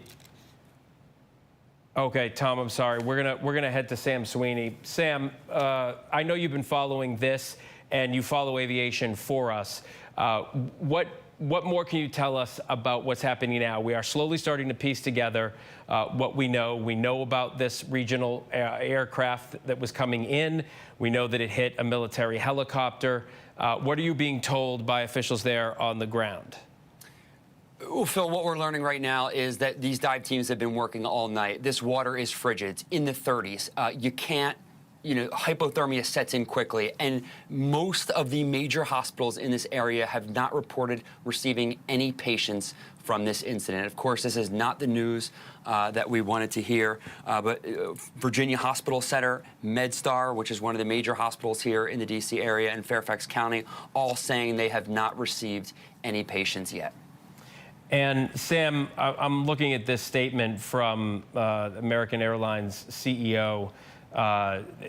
Just came out and talked a bit about this. The information we have from American Airlines, they're looking, if anybody has any questions about what has happened, if they're worried about a loved one, to give them a call. In the aftermath of something like this, as Aaron points out, they are doing everything they can to get everybody out of the Potomac. But as you mentioned, the hospitals have not received patients, and Aaron is reporting that out of the bodies that they have been able to take out of the river, no one has been alive. Yeah, and these airlines, they train for these moments. They set up a crisis hotline for family members and friends and loved ones to call in these events to try to get information on their loved ones, information on what may have happened, and then, of course, meeting points. And these airlines have certain employees that will handle and be dedicated to these families to make sure that they have everything that they need over the course of the coming hours, the coming days, and even the coming months. And we're talking everything from emotional support, therapy, to hotel rooms and transportation to the scene. And that is all beginning to unfold. They will create a victims center, a family center here in the D.C. area in the coming hours. That's being put together right now. The CEO of American Airlines will likely be here in the coming hours. They have other teams moving into place right now to be able to support everyone who has been impacted by this. And Sam, I've got a statement here from D.C. Mayor Muriel Bowser. She says, as we continue to pray for all involved, we're grateful for the efforts of our first responders during this tragic event. There'll be a press conference tonight at 12:30. It's actually this morning at 12:30, and it will be live on this account, which is, obviously she's posting that on, I think it's on X, but so what are we expecting to hear? Do you know who we're going to hear from at this news conference? We are likely going to hear from the mayor and some of the first responders, the responding agencies. There are a number of agencies from across Virginia, D.C., Maryland, the federal government, all responding to this. And there we will likely get our first, bits of information, confirmed information about what they're seeing, the conditions they're seeing on the water, if there are any survivors or any indication that there might be survivors, all during this press conference. But again, we just don't know exactly what she's going to say. Yeah, and we're going to hear from all of them in just about 15 minutes. If you are just joining us, I'm Phil Lipoff. We have been following that major breaking news out of Washington, D.C. for several hours now. There was an air disaster, a collision right over one of the runways at Reagan International Airport. This was a regional jet coming in from Wichita, Kansas. It left Wichita, Kansas, arrived around 8:53 just over the airport, and there was a military Black Hawk helicopter that was flying south on the Potomac, and the two collided. We actually have Earth cam video of it. You see a fireball in the distance once the two collide, and then the wreckage just falls into the Potomac. There was an almost instantaneous response to the water to try to save people. We know that there are 60 passengers and 4 crew members on board the plane, 3 soldiers on board the helicopter. They have pulled people out of the river. So far, we haven't been told that anybody has been alive, and the hospitals we've checked with have not received any patients. I want to bring Sam Sweeney in, covers transportation for us. Sam, this is a massive response. We haven't seen anything like this in this country since Buffalo in 2009. This has been the safest time for aviation in American history. We are the gold standard around the world, and yes, this has been an incredibly long streak that ended tonight. 2009 was the last major U.S. airline crash. It was Colgan Air, a Continental Connection flight out of Newark going to Buffalo that crashed there. And there's been one other death in 2018 when a woman was partially sucked out of a Southwest Airlines plane as it went over Pennsylvania. But since then, because of our investigations, because of everything we've learned from the NTSB and the FAA, from previous incidents, we've been able to make things safer. But tonight, as I said, that ended in some of the most congested and complicated airspace in the country. I want to bring in Aaron Katersky, who's here in New York with me. Aaron, everything that we know about this right now is that this was an horrific accident. We've heard from the FBI, right? The FBI says it is there from the Washington field office, at this point only in a support role. And that tells us that at this point, there does not appear to be any evidence of criminality or nefariousness, that this was indeed a tragic accident. We've had to listen to some air traffic control audio. The pilots aboard the Black Hawk helicopter appear to acknowledge the flight path, the final approach of the American Airlines Flight 5342 from Wichita, but for some reason, whether it was disorientation or some other reason that the NTSB will determine, the collision occurred. There's a real question about whether that kind of collision at about, 150 or so feet is survivable, as both aircraft fell into the water. Right now, there is search and rescue operations underway. So far, everyone who has been pulled from the water, we're told, has not survived. That does not mean there won't be. They've called for some extraction tools. They're still working feverishly, Phil. All right, I want to bring Steve Ganyard back into the conversation. Steve, you know, Aaron makes a point. This is about 150 feet over the runway. There was, and in the video that we have seen, it's at a distance, a pretty good distance, and that fireball is big. So this collision just over the runway and over the water, there was an enormous explosion. Both aircraft go into the water. It's going to be very difficult, but they are still feverishly trying to find people there in the water. We're waiting. It should be another 15 or so minutes before we hear from officials there in D.C. This is the video that you were talking about that we're looking at on the screen. Yeah, Phil, if you see in that video, both of the aircraft are co-altitude, and they're coming together. You can see them and how they're on a collision course there. And so the question is, why did those two aircraft get so close to each other? It's important to understand that at that altitude, whatever it was, below 200 feet, 100 feet, 150 feet, wherever that was, the crew in the regional jet is 100% focused on acquiring the runway, making sure that there's no aircraft on the runway, making sure that they're on glide slope. They have a visual glide slope representation there. So they're thinking about nothing else but landing that aircraft. They're in the final phase. They're not looking out the window. Even if they were looking out the window, the helicopter came from right to left. In their peripheral vision at night, there's just no way they would have seen it. And so this tragedy is on so many levels, but it does seem that the regional jet was right where they needed to be. They were doing everything right. Why the helicopter didn't identify them or misidentified them and put themselves on that collision course is what the NTSB will need to figure out, and the FAA will need to find ways to make sure that it never happens again. information that the investigation will uncover. Steve, I think this is a really good point, a really good time to point out what you did earlier on in the evening. Obviously, this kind of aviation disaster will rattle the flying. Steve, can you still hear me? Hello? Okay, sorry. Steve, we lost connection. We have this. The American Airlines CEO, Robert Isom, pre-recorded a video and sent it out. I want to play a little bit of it for you right now. American Eagle Flight 5342, operated by PSA Airlines, a CRJ 700 aircraft traveling from Wichita, Kansas to Washington Reagan National Airport, has been involved in an accident near Washington, D.C. It appears to have collided with a military aircraft on approach. Flight 5342 was under the command of 4 crew members and carried 60 passengers for a total of 64 people on board. We are actively working with local, state, and federal authorities on emergency response efforts, and the American Airlines care team has been activated to assist our passengers and their families. We're cooperating fully with the National Transportation Safety Board in its investigation and will continue to provide all the information we can. Our cooperation is without pause, and we want to learn everything we can about today's events. That work will take time, but anything we can do now, we're doing. And right now, that means focusing on taking care of all passengers and crew involved, as well as their families. Members of our GO team will be on their way to Washington, D.C., and I'll be heading there shortly as well. We know that many people will be concerned for the welfare of their loved ones, and we've set up a special helpline friends and family can call at 1-800-679-8215.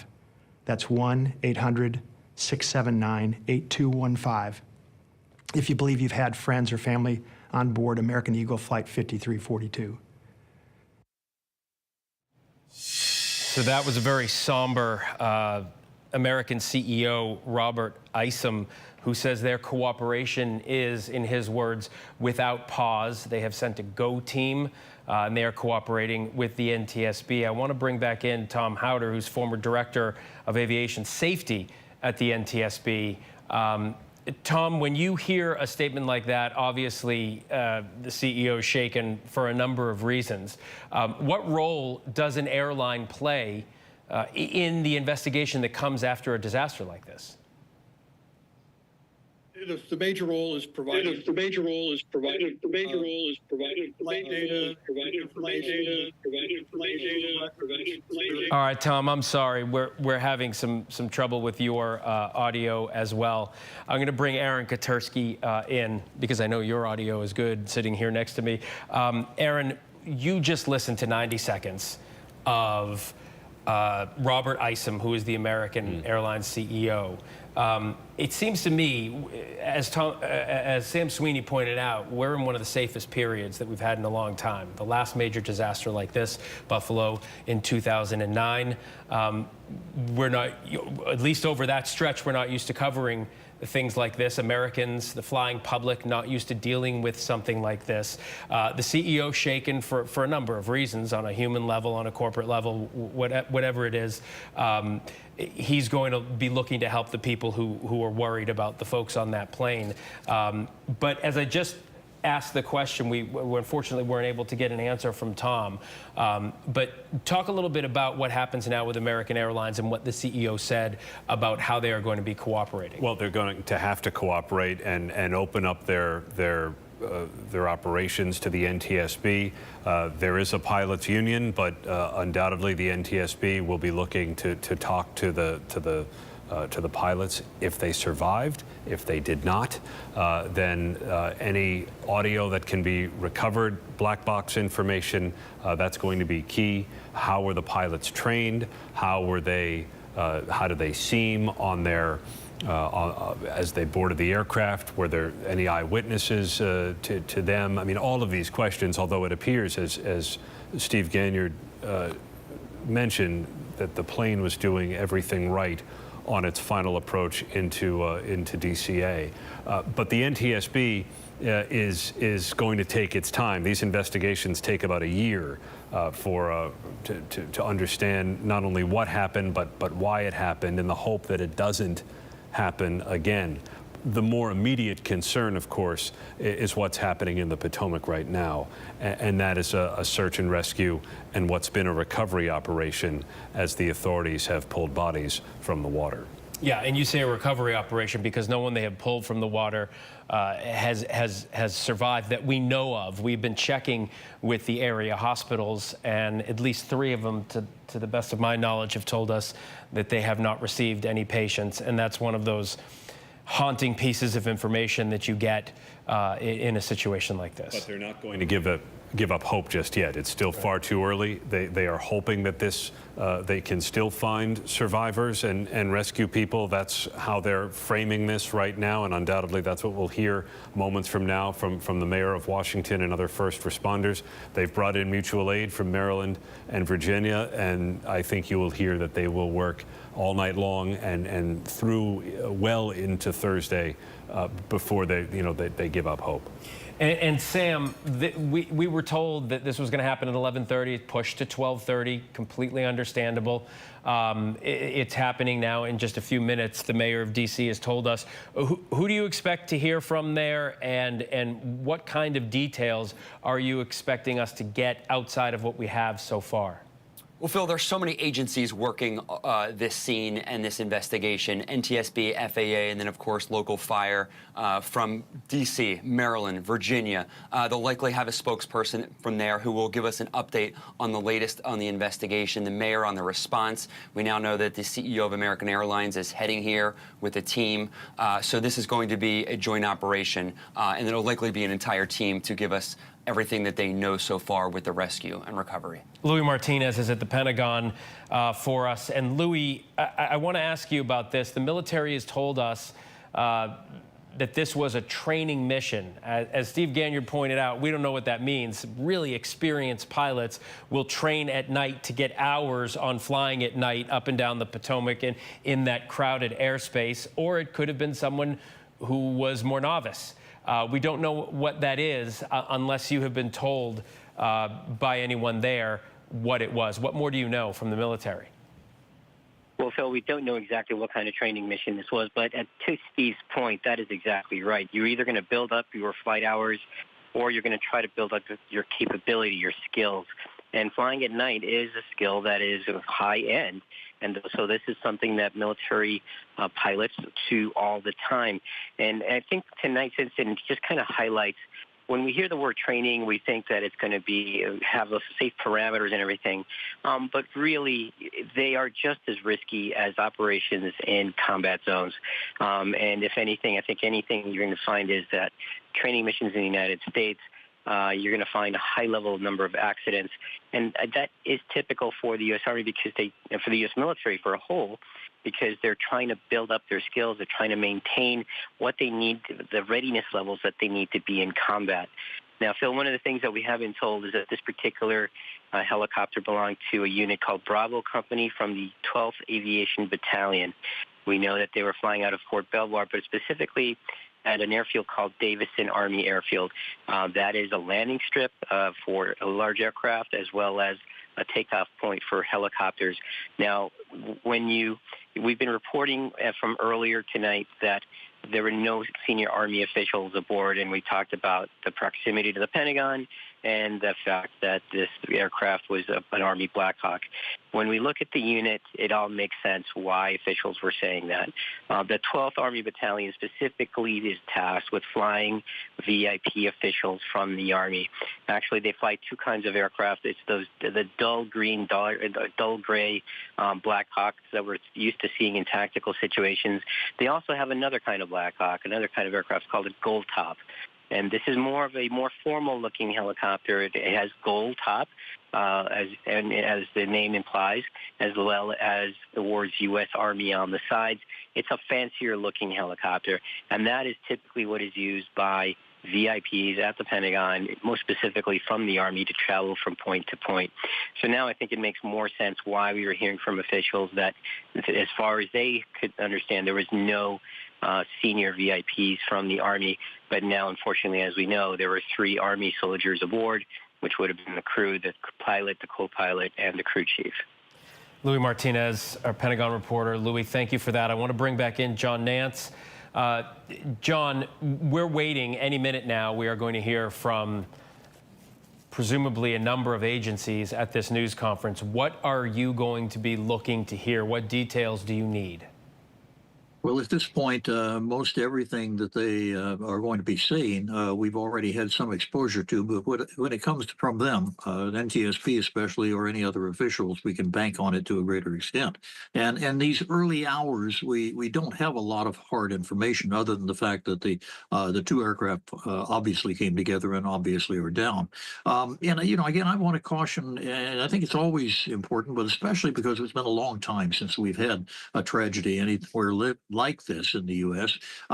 We're going to be looking, and the NTSB is going to be searching for every single contributing factor that happened. We call it a link in the causal chain. And it's very important that every one of those links, even though it doesn't sound like it was a big important thing, if you don't take care of it, understand it, and make sure that it's fixed throughout whatever system you're dealing with, it will show up as part of another causal chain. So there's a lot of detail here that's going to be necessary, not just finding out who flew in front of who or how this collision specifically occurred, although that is, of course, the prime focus right now. You know, John, I found it striking when you said earlier on that, I used to cover a lot of these. I used to talk about a lot of these. It has been a very safe stretch since Buffalo in 2009. In your experience so far this evening, how has this been handled? And when I ask that question, I mean from everybody, from American Airlines. We haven't really heard from the NTSB yet, but all of the agencies there in D.C., the White House being briefed. How has this been handled so far? I think in exemplary fashion, not just with respect to those of us in the media, because that sounds like we're just patting ourselves on the back, but I think it has been exemplary because the society has learned an awful lot by listening to the analyses of previous accidents. For instance, I think most people who know anything about Buffalo know that what we got out of that was a tremendous goldmine of information about how not to let our pilots get fatigued, and a responsibility that falls on an airline, large or small, to make sure those things don't happen. Tonight, if this continues in the same vein, we've got a body politic who is interested, listening, and understanding to a greater extent, especially this aspect of it's not just one cause. Right. We heard from California Rep. Eric Swalwell earlier on, who actually flew in to the airport earlier on this evening. And he was talking about just what you are mentioning. He said that Congress might have a role to play here when they're trying to figure out how this happened, why it happened, and most importantly, how we prevent it from happening again in the future. Yes, and I think the appropriate thing is for Congress and congressmen, senators to take a look at it before they start grandstanding. And this gentleman was not grandstanding. I don't mean to suggest that, but we have seen this too often in the past of things that end up in almost a committee type of hearing before they really understand what the accident was all about. So yeah, Congress, as he said, can be playing a very good supportive role, but not always are you going to find things in these accidents, however they occur, that require legislation. Sometimes it's just down to human factors, and that may be the case here. Yeah, and the investigation is going to be multifaceted. So is our coverage. We're talking to John Nance about what happens now in the investigation. I have Aaron Katersky here with me at the news desk. And Aaron, I know you're following one of the most, actually right now it is the most important part of this investigation. It's all of those first responders who got there within minutes, some probably even quicker if they were out there on the Potomac, and they are doing everything they can to find anybody who might be alive. And we do know that they have pulled people from the Potomac. They have not been alive, though, those who have been pulled. The numbers are fluid. There are more than a dozen bodies that have been pulled from the water at this point. I was just off the phone with a D.C. official who's there. at the scene, has seen the debris field. There are different pieces of debris. I'm not sure everything is fully intact in the water. There are currents in the river, so they are looking at a significantly wide area of debris that they're searching. They've called for extraction tools. There may be individuals that are still strapped into their seats and will need to be extracted, so it is painstaking work. The operation, I'm told, is going to go on throughout the night now into the early morning hours here on the East Coast. And so far, they're thinking they're going to be hard-pressed to find survivors, but they will not give up that hope. The official that you spoke to, first person I've heard who's put their eyes on the debris field. It's interesting to put it that way. I mean, we saw that explosion in the distance in that Earth Cam video. That was, you know, it's a big explosion from far away. So it was a pretty big explosion. You have a regional carrier hitting a helicopter, then they go down. Yeah. But from what it sounds like, and we're still trying to piece this preliminary information together, it's not like a giant explosion that resulted in hundreds and hundreds of pieces. I think we're talking about one or two hunks of aircraft. The helicopter may well be intact if upside down. We're still trying to sort it out from the officials who are there. But the area of the river they're searching is significant, right. and they are working under suboptimal conditions. I have a statement here. This is the first time we're hearing from the NTSB, and I'm assuming that they will be at this news conference. The representative usually is. It says the NTSB has launched a GO team to the aviation accident involving a PSA Airlines Bombardier CRJ-700 airplane and a Sikorsky H-60 military helicopter near Ronald Reagan Washington National Airport. I want to bring John Nance back into the conversation. John, that's the first we're hearing from the NTSB. It will obviously not be the last. This investigation just getting underway. Yes, and it's a very important investigation. They're going to be fanning out in all directions, just as has been stated previously, as Steve said this a little bit ago, that and Tom Howder did too, about getting the records all secured as fast as you can, the cameras, the audio tracks from air traffic control, all of this. You don't make a decision, they don't make a decision about what's important and what's not important until they get way into the latter part of the investigation. Right now, it's just collection and, of course, continuing to monitor the attempts to find survivors. I'm hearing that the president has posted on Truth Social. Is there anything you guys can tell me about that? Because I don't have it in front of me. Can you paraphrase it for me? Oh, no. John, hang on 1 second. All right. Is there anything on the Truth Social? Yeah. Trump says the airplane was on a perfect and routine line. Okay, so the president is asking on Truth Social why the tower didn't tell the helicopter what to do. That's interesting because we're talking to John Nance right now. We've talked to Steve Ganyard. It seems like there was, not that I'm answering the president's question, but it seems like there was conversation between the tower and the helicopter. And what we've heard is that the tower said to the helicopter, do you see the plane? Yes, it's your responsibility to keep distance from it. So there was conversation there, but that is what the president has posted on Truth Social. He's got a question and he asked it out loud. John, I'm wondering what you think of that question and what we know so far from what we've heard.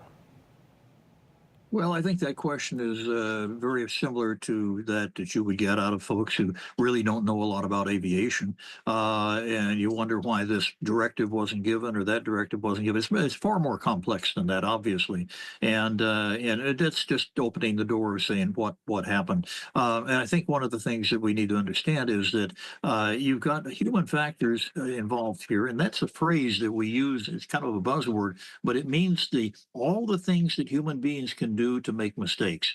And believe me, we are really excellent at making mistakes, no matter how good we are in any particular profession. It's absolutely axiomatic that human beings cannot be 100% perfect 100% of the time. So when you ask why somebody didn't do something, you've got to do it against the background of all the complexity of that particular business and that particular enterprise. And in this case, there's a lot of complexity, including what they normally do in talking to the controllers as they fly back and forth around Reagan.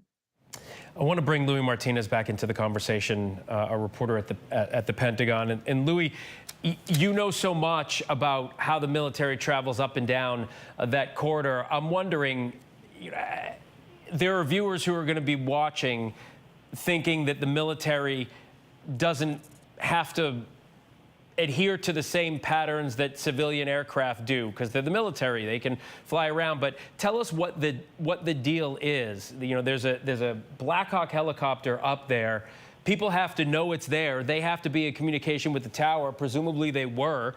How does the military operate in that area? Phil, the military helicopter flights, you see them all over the place by the Pentagon. There'll be times when I'm driving to work at the Pentagon and you'll see a pair of Black Hawks heading towards the direction of the building. That's because there's actually a helipad area. It's pretty, quite a distance from the building itself, but you can walk to it. And as I mentioned earlier, it's a place where VIPs in the building, let's say they have to make a short jaunt to inspect the facility or something like that, they will come there and they'll fly back and forth to the Pentagon. You're also going to see flight lines sometimes from U.S. Coast Guard helicopters, because they are charged with flying around the area there around the Washington, D.C. area. You're also sometimes going to see park police helicopters. It's a very crowded airspace. And to your point, yes, it's all coordinated, not necessarily at the military level, but yes, definitely with civilian aircraft, because the Pentagon is right next to National Airport. Reagan National Airport, as was described, is a very busy airport. But at the same time, it is located right next to the Pentagon. And so sometimes we'll be covering an event outside of the Pentagon, let's say an arrival ceremony where the Secretary of Defense is greeting a defense minister from another country. And everything's very quiet until you see hearing the roar of a takeoff or the roar of a landing, because we are so close to the Pentagon. And one of the reasons why we talk about that secure airspace around Washington, D.C., and planes having to fly and follow the contours of the Potomac River is just because of that, the security of so many important buildings, be it at Washington, D.C. or over at the Pentagon. You have to thread the needle if you're a pilot coming in on an approach.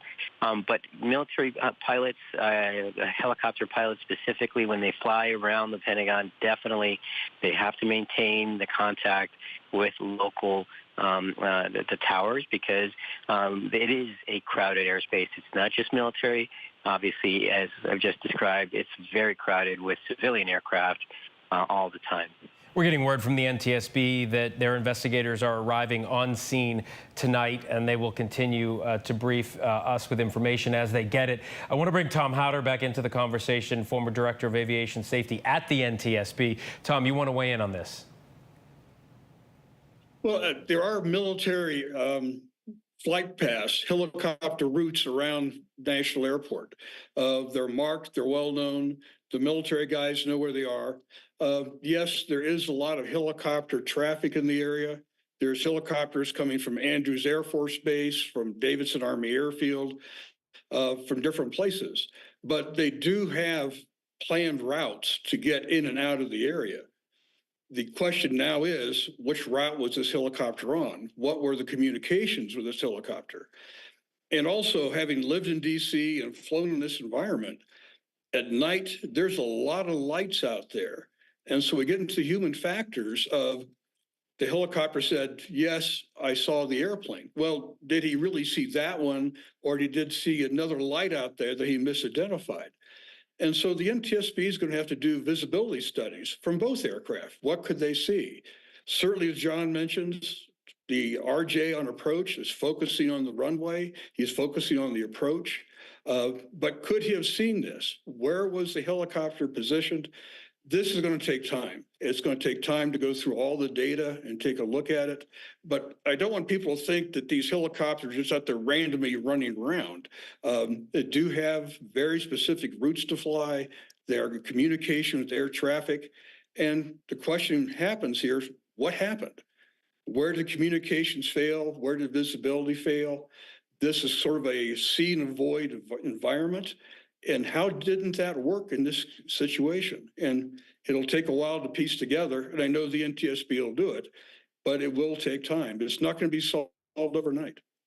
And Tom, I'm wondering what you make. The president obviously has been briefed on this and posted on Truth Social, asked a question. Obviously, it's one of the questions that people are thinking about tonight. He said, why didn't the tower communicate with the helicopter?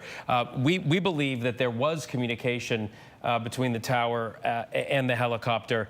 I'm wondering what you think of that question first off, and then when the NTSB, they say they're sending their investigators tonight, when they get there, what is the first thing that they do? Well, in terms of the question, it's a good one. I mean, what were the communications? And if the tower says, do you see the other aircraft? And he gets back a positive response. Yes, I have the aircraft in sight. The tower thinks, fine, they'll avoid each other and it's not an issue. So, but we need to pin that down, what exactly happened.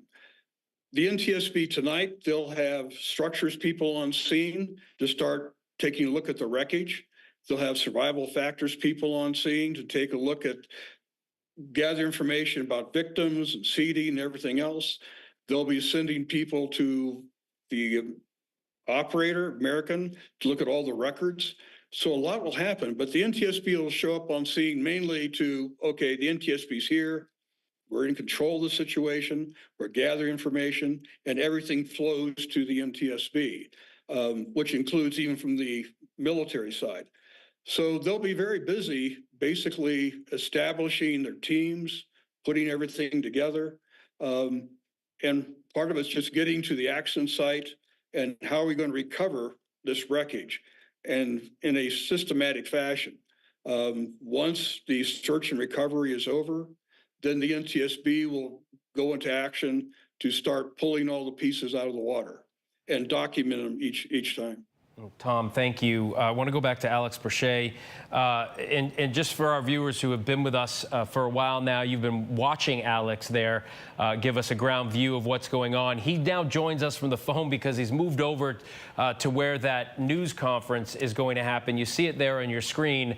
We're waiting for the officials to come in, but it seems like there's some activity, so this should be happening soon. We heard originally 11:30, then it was pushed to 12:30, and now it's just about 10 minutes before 1 o'clock in the morning. Alex, you're over there. What are you expecting to hear? Have they told you who's going to be briefing the media? Hey, Phil. So, yeah, we are awaiting this press conference, but like most things this evening, it's been very, very fluid, and so it's slid. We do see law enforcement that's kind of congregated. Actually, let me orient you really quickly. We are in Terminal 1 right now, and so we have seen law enforcement kind of congregated in front of what is the Frontier check-in area, which is quite a ways away. It's a far enough away where you can have a private conversation out of earshot from the media. But we haven't gotten a lot of guidance in terms of who we're going to hear from or who all is represented. And I will tell you that, the emergency response to this incident has been massive. We have seen the law enforcement vehicles from multiple agencies, from D.C., Maryland, and Virginia, as well as federal authorities.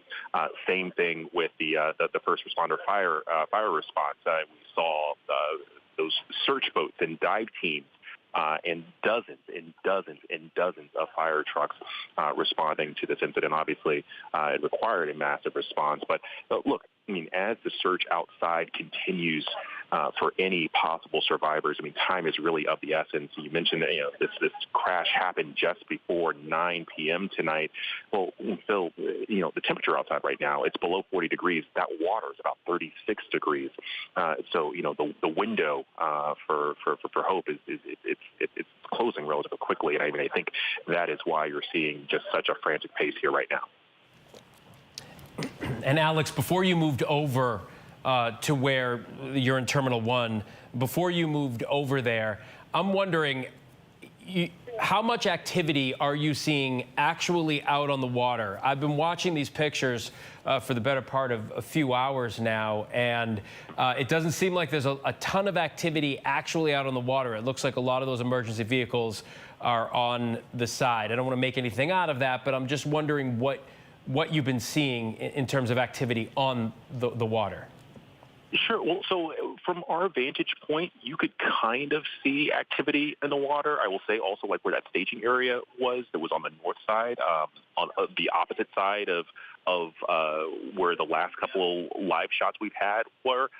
There's a dock ramp there, and so I would just caution that there are likely a couple of different approaches from the water to this crash site, but in terms of the wall of red lights that we were looking at on that runway 33 on the southern end, most of those are on the land. So you're correct in your conclusion there that it does seem as though the activity on the water has died down, but if that's because the water is so cold and it's giving obstacles to dive teams, or it's just not safe, or if that's some other sort of indicator that we don't know. Yeah, and Alex, stay with us and obviously let us know when that news conference begins. Sam Sweeney has just sent out some information that, we were talking about how it's like 36 degrees. It's like 33 to 36 degrees. And obviously they're worried about not only hypothermia for anybody who survived the crash, but also for the brave first responders who are out there in the water as well. So it is very cold. Earlier on this evening, this regional jet left from Wichita, Kansas, carrying 64 people, 60 passengers, 4 crew members. This direct flight from Wichita to D.C. just started a year ago. And earlier on this evening, I spoke to Mayor Lily Wu of Wichita, who said her first day on the job was actually the first day these flights started a year ago. Listen to some of our conversation. The mayor of Wichita is on the line. Mayor, first of all, my condolences. This is horrific. There are going to be people on that plane from your community. It left from the airport there in Wichita. We understand from the airport director that these direct flights to D.C. just began about a year ago this month. So obviously our condolences for what has happened tonight. Tell me what you know. Well, this is truly tragic, and our entire community right now is praying, hoping for better news. But as a community, the entire city of Wichita, the city council members and the staff all throughout the city of Wichita are hoping that we have better news to come out of this. But all that we know right now is the information that American Airlines shared with me. And that is also public. The number of individuals, 60 passengers and 4 crew members, is the confirmed information. As for the individuals who were on board, we do not have any further information, and we are still waiting for that. We're waiting for that information as well, Mayor. I'm wondering what you are going to do there in your... I'm at Reagan National Airport. I am joined by United States Transportation Secretary Sean Duffy, United States Senator Jim Moran, Senator Roger Marshall, Jack Potter, the CEO of the Metropolitan Washington Airports Authority. We are here to brief you on the very tragic events of this evening, where we know a passenger plane coming to the airport here collided with a military helicopter. Our fire department, DC Fire and EMS, supported by fire departments and police departments from across the Washington metropolitan region, are executing a rescue operation in the Potomac River. They are working diligently in very dark and cold conditions, cold water, to execute this rescue operation. We have had the opportunity to be briefed by American Airlines officials. I'm told that American Airlines leadership is on the way to Washington as well. And officials are in the airport talking to families now. We do have a 1-800 number where families should contact us, should contact American Airlines for more information, and we will be providing that information shortly. I am going to turn to a number of officials to provide as much information as we can this evening, and we expect to have more frequent briefings at daylight. So with that, I'm going to turn to Secretary Duffy. Thank you, Mayor Bowser. I think for all of us, we want to extend our thoughts and prayers to those individuals who were impacted by the events tonight, their families. We know this is a very difficult time for all of them. I want to join the mayor and everyone here to extending our thank you to the first responders who, again, in very difficult situations and environments, are out there searching and attempting to rescue. Tonight, I spoke with President Trump and his team in the Situation Room. I had a conversation with Secretary Pete Hegseth as well, and then with the Kansas delegation and the mayor and others in leadership, as well as Governor Youngkin from Virginia and Governor Kelly from Kansas. From the Department of Transportation and FAA's perspective, we are going to offer full support to those on the ground, to the mayor, but also to the NTSB, who is going to be conducting the investigation in this matter. We are going to provide all the support that's necessary. Mayor. Thank you. So with that, I want to ask Chief John Johnley from DC Fire and EMS to provide an update. Good evening, everyone. I'm John Donnelly, Chief of DC Fire and EMS. This evening at 8:48, an alert was sounded, initiating a large regional response to a report of an aircraft crash on approach to the airport. This response includes first the Metropolitan Washington Airports Authority's Fire Department, the District of Columbia Fire Department, the Metropolitan Police Department, and the U.S. Park Police to respond into the area and to sort that out. At 8:58, the first units arrived on the scene and found an aircraft in the water and began rescue operations. This incident has grown. There's currently about 300 responders working. We have boats from all throughout the region, police and fire boats. We have a mutual aid agreement in Washington, D.C., the National Capital Region Mutual Aid Agreement administered by the Metropolitan Washington Council of Governments, and we're all operating under that. We're operating under a unified command. Everybody's together. So we also have requested state police helicopters from Maryland, and the Coast Guard helicopter is working. So this is a state and federal response as well. U.S. Coast Guard's got some boats in the water as well. So it's a highly complex operation. The conditions out there are extremely rough for the responders. It's cold. They're dealing with relatively windy conditions. Wind is hard out on the river. So they're out there working. We're doing everything we can to keep them safe. And with that, I'm going to turn it back to the mayor. Thank you. In Chief Bonnet from MWA. I'm Rick Bonnet, Fire Chief of MWA Fire and Rescue. Our unit, as Chief Donnelly already alluded to, at 2048, we received an alert from the FAA tower of an aircraft incident involving a commercial aircraft and a helicopter. Our units immediately responded and deployed 3 boats and immediately called for mutual aid resources. Again, as Chief Donnelly said, it's an active operation that's going to last many hours as we continue to work through recovery efforts and rescue operations. This will be ongoing for quite a while. Our thoughts and prayers are with the families and our communities, and we appreciate all DC's support to our agency and our federal partners. So with that, I wanted to turn to the senators who are from Kansas who wanted to say a few words. First, Senator Moran, and then Senator Marshall. Mayor, thank you, and Mr. Secretary, thank you, and to our first responders, thank you very much for all that's taking place here. I'm Jerry Moran. I'm a United States Senator from Kansas, and I chair the subcommittee and Commerce Committee on Aviation.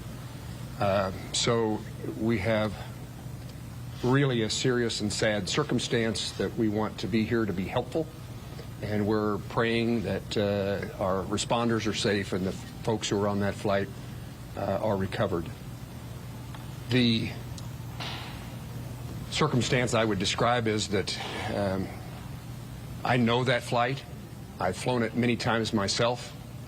I lobbied American Airlines to begin having a direct nonstop flight service to DCA.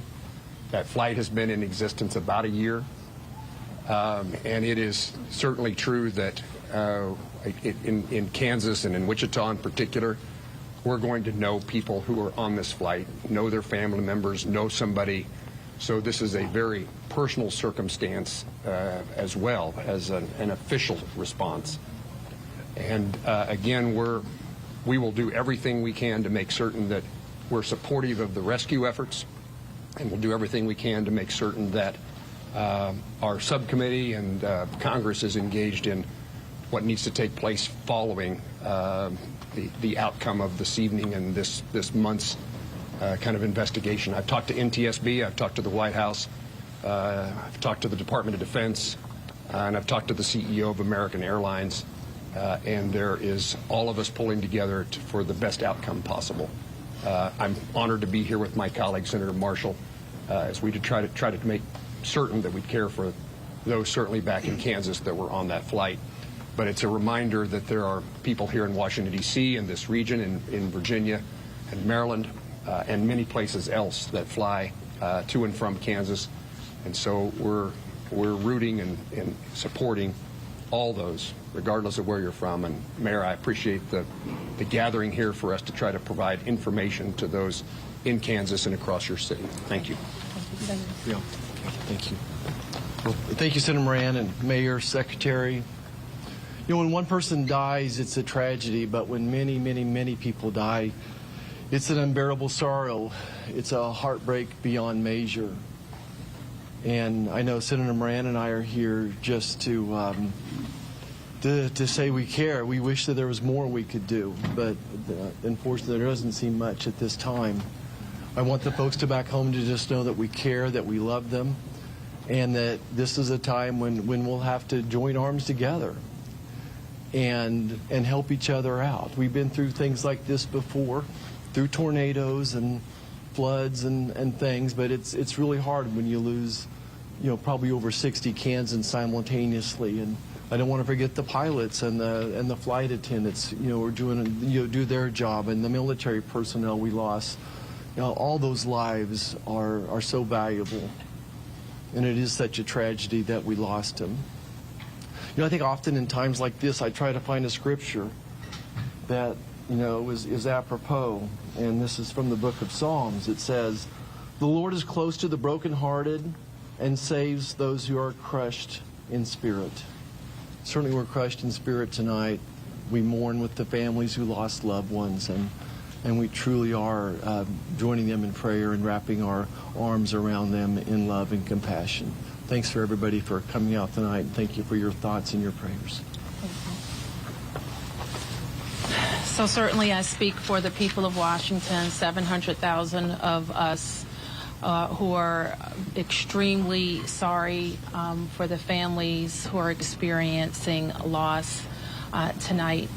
And so we want you to know that we will continue to work with American Airlines to share information as frequently as possible and make sure that we're getting accurate information out to the public. But my sorrow for all of the people and crew on the plane and our military personnel on the helicopter is very deep. I do want to turn to Jack Potter, who is the CEO of our Airports Authority, responsible for Reagan National Airport and Dulles International Airport, to talk to you about how the airport responded and what we're what's going to happen next. Good evening. As was said, I'm Jack Potter, the President and CEO of the Metropolitan Washington Airports Authority.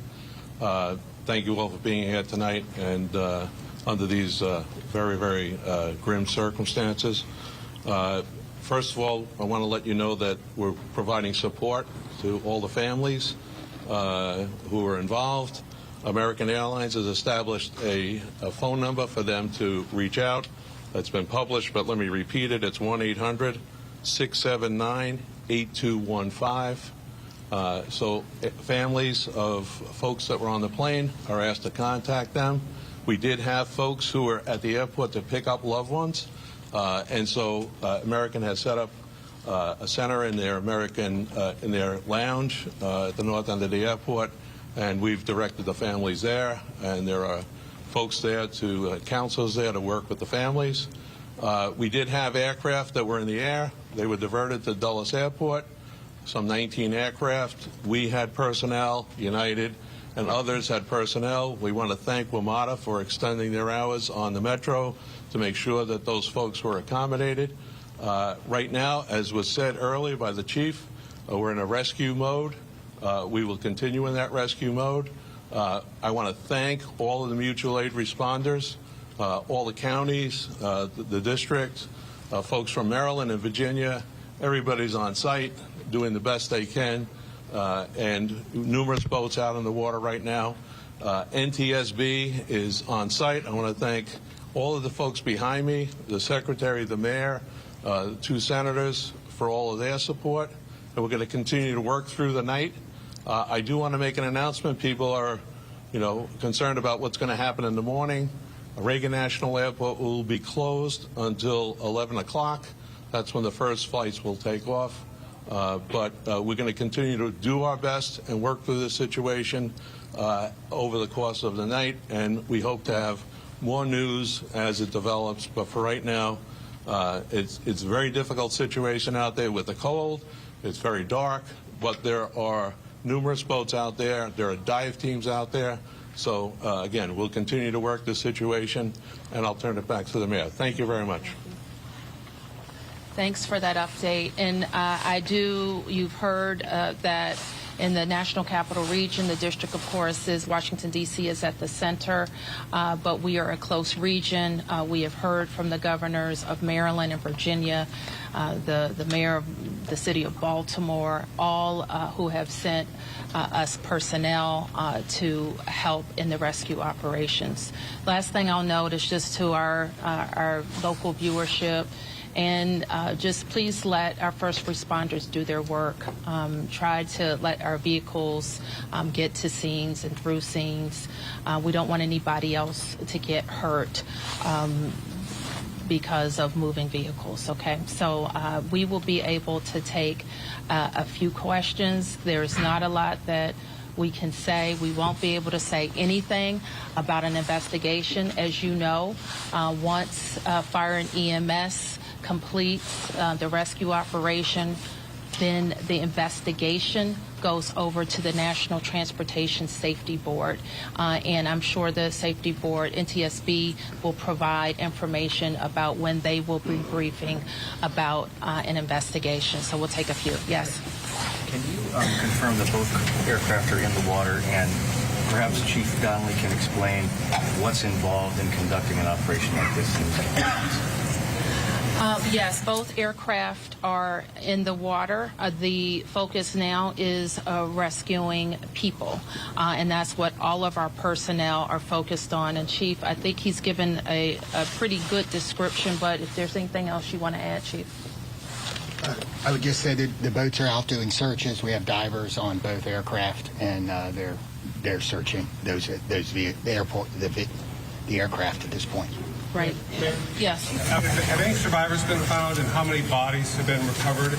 All we can confirm tonight is the number of people on each aircraft, 64 people on the American Airlines plane and 3 people on the military helicopter. And we can't provide any more information about recovery efforts. The 2 people have talked about lost loved ones. So how do you know that there might be people who have lost loved ones? I didn't say I didn't know people had lost loved ones. I said we can't talk about any of the recovery efforts in specific tonight. And yes. Secretary Duffy, I'll call on who's next. Yes. Thank you, Mayor Bowser. Will this affect operations at Dulles and BWI? Will the Potomac River traffic be closed to boats? Yes. And so Jack has talked about, Jack, can you talk about Dulles? I'm not sure we can talk about BWI, but we can talk about Dulles. There is no impact at BWI or at Dulles. As I said earlier, our airport here, Ronald Reagan National Airport, will be closed until 11 o'clock. Obviously, that will be fluid. We'll learn more, but we wanted to advise passengers who might be coming to the airport in the morning that we will be closed until at least 11 o'clock. Secretary Duffy. A question for Secretary Duffy. Yeah, 1 second. You're next. Hi, Mayor. Thank you so much. So, just other than the current situations, like we know the water is extremely cold and it's very dark outside. Although Senator is saying that there are numerous boats in the water, but what's the the biggest challenges for the rescue team? What best scenario we can expect in the coming few hours till morning? So the challenges are access. The water that we're operating in is about 8 feet deep. There is wind, there is pieces of ice out there, so it's just dangerous and hard to work in. And because there's not a lot of lights, you're out there searching every square inch of space to see if you can find anybody. Divers are doing the same thing in the water. The water is dark, it is murky, and that is a very tough condition for them to dive in.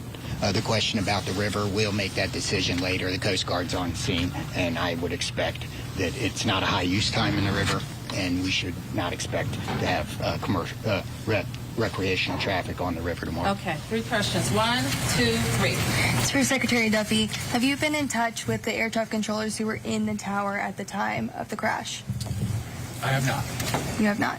And second question, this is your first several hours in this position. What are your thoughts? What are you feeling right now? My focus is on those who are impacted on this flight.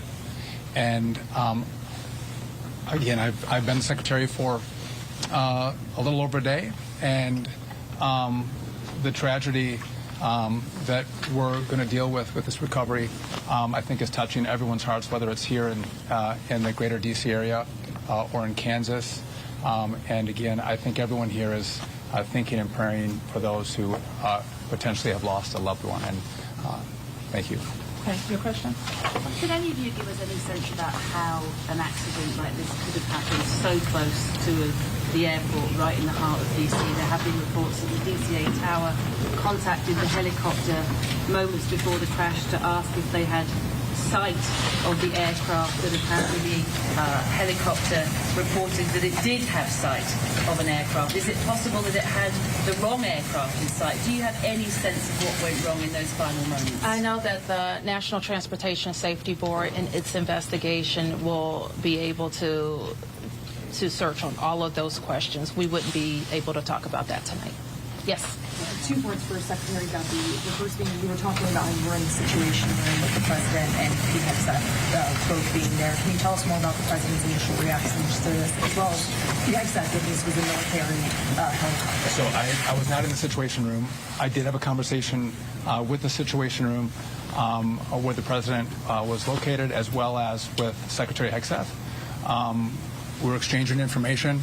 I would just note that not just the local team, but the federal team has performed very well in this crisis. I know the President is incredibly concerned about what's happened here today. I'm sure we'll continue to hear more from him, and I'll continue to consult with him and Secretary Hegseth. When it comes to the resources that you would be able to provide on the federal level, do you feel like you're getting what you need? Absolutely.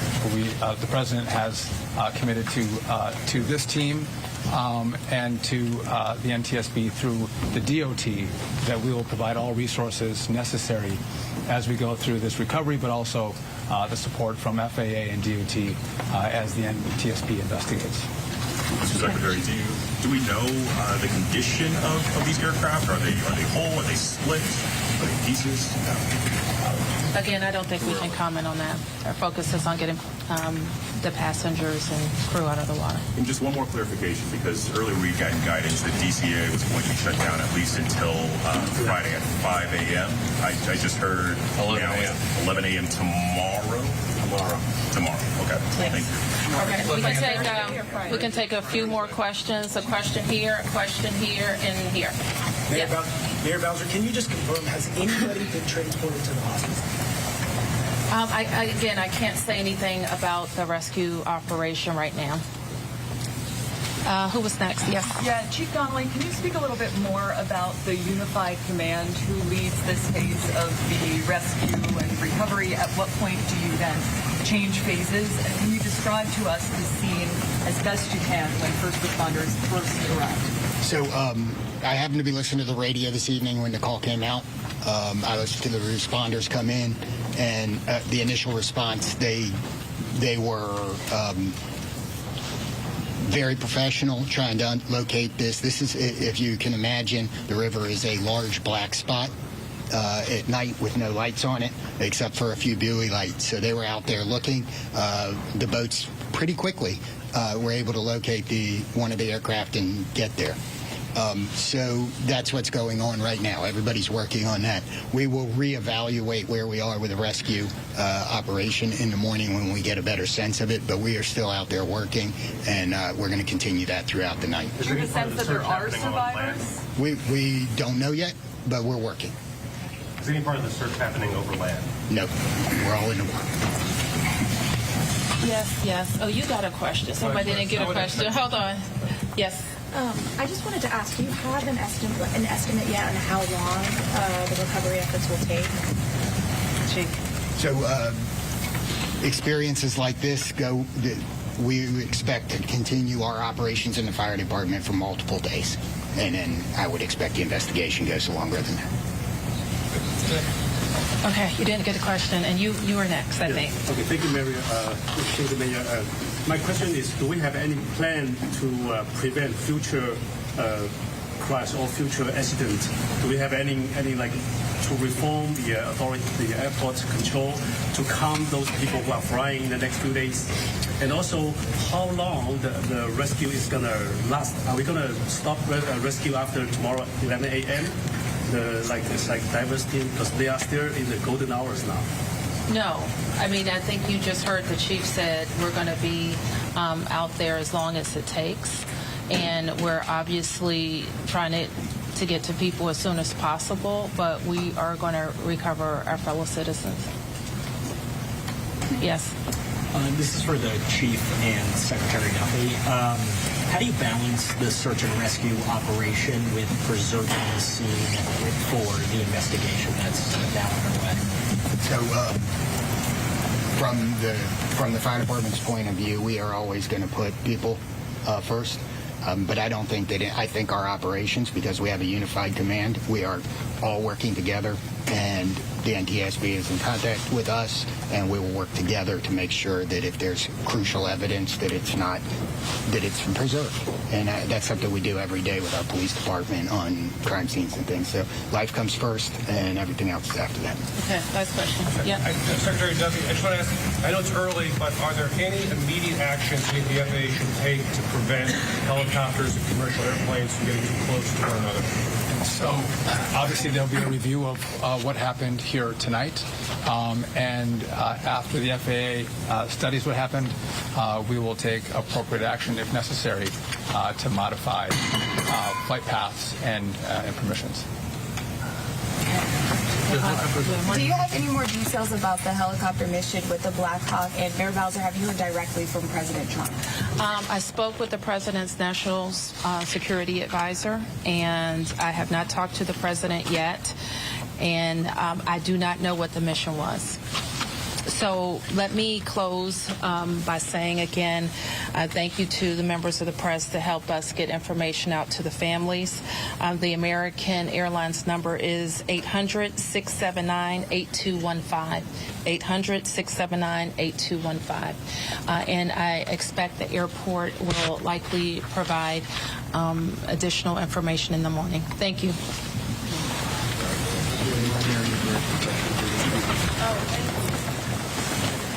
All right, so there you have it, all that we know at this hour from officials from the mayor of D.C. to senators from Kansas to Sean Duffy, the recently appointed and approved Secretary of Transportation, to all of the folks who run the operations that you are watching there, and they are calling this a rescue operation still. I want to bring Aaron Katersky in to sort of debrief what we just heard. You and I were sitting here listening to that with our own questions, about the river and the current and, what they're doing, what the wreckage looks like at that hour. We didn't get a lot of that, but it seems like they were leaving it to the NTSB. And I think truly it is fluid. So they did not provide any information about fatalities.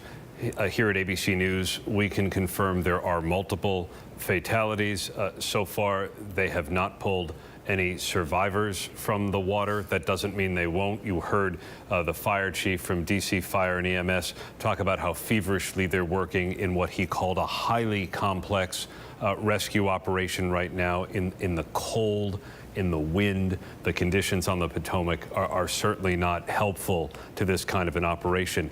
One new detail that I think was notable is the first call from the tower came at 8:48 p.m. Eastern Time.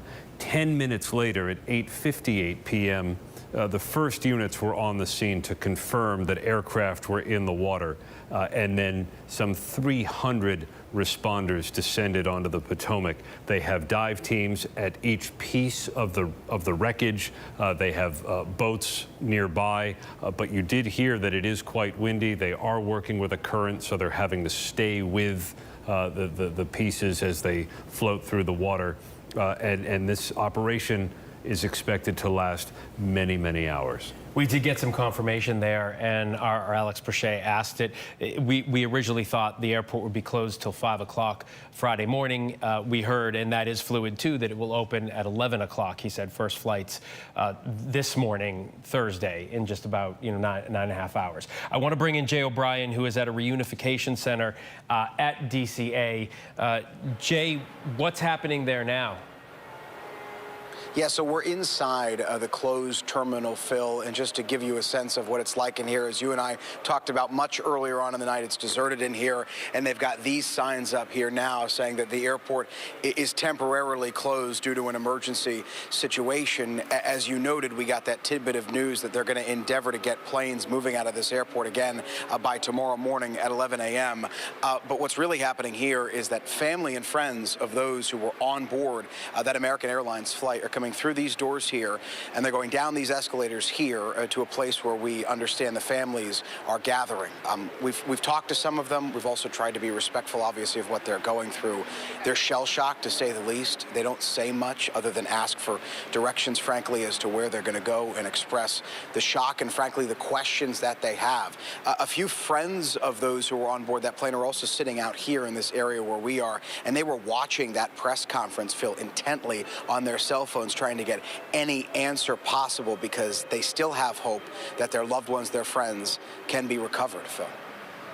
It is heartbreaking how horrific, and they did hear that there are 300 people out there, 300 first responders looking for their loved ones. Jay, thank you. I want to bring in Catherine Falders right now. Catherine, we did hear from Defense Secretary Pete Hegseth, newly confirmed as of Friday. He said the Army and the Defense Department will immediately launch an investigation into what happened, this air disaster. What more do we know from the White House response tonight? Look, we know that President Trump, of course, has been briefed on this incident. He has taken to Truth Social to, in his words, he is saying that there was an issue with the air traffic control tower. We didn't hear that much, at least from officials in that news conference then, but I'm told from a senior White House official who I was just speaking with that the president is still getting updates on this. He has been briefed. He's continuing to be briefed. He's receiving updates from his top advisors and his national security team. So we could hear more from him on this soon, but he is closely monitoring the situation. Catherine Falders from D.C. Catherine, thank you. I want to bring back in John Nance. John, I'm wondering, you watched that news conference with us. The NTSB was not there. They're obviously, they said they are going to be there tonight, but I'm wondering what you got from that news conference and how much more information are we going to need in the coming days?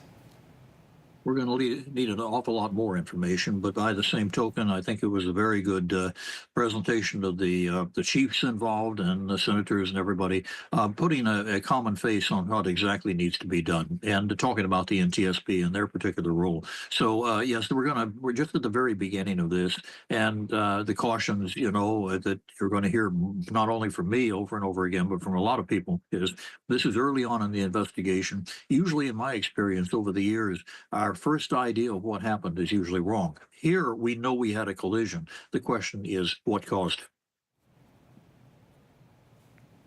All right, John, thank you. I want to let people know what we're looking at. These are brand new Getty images we're getting of what looks to be the fuselage of the plane in several pieces. Aaron, you're taking a look at these. Does this pretty much go along with what that official told you from D.C.?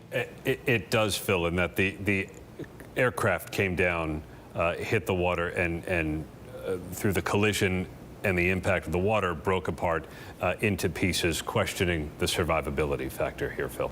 And then, of course, there was the impact and the temperature. But there are 300 people out there looking for anybody that they can find. Aaron, thank you. That's our show for now. I'm Phil Lipoff. ABC News Live will continue to cover this story for you all throughout the night. We'll bring you the latest in the morning as well. Good night.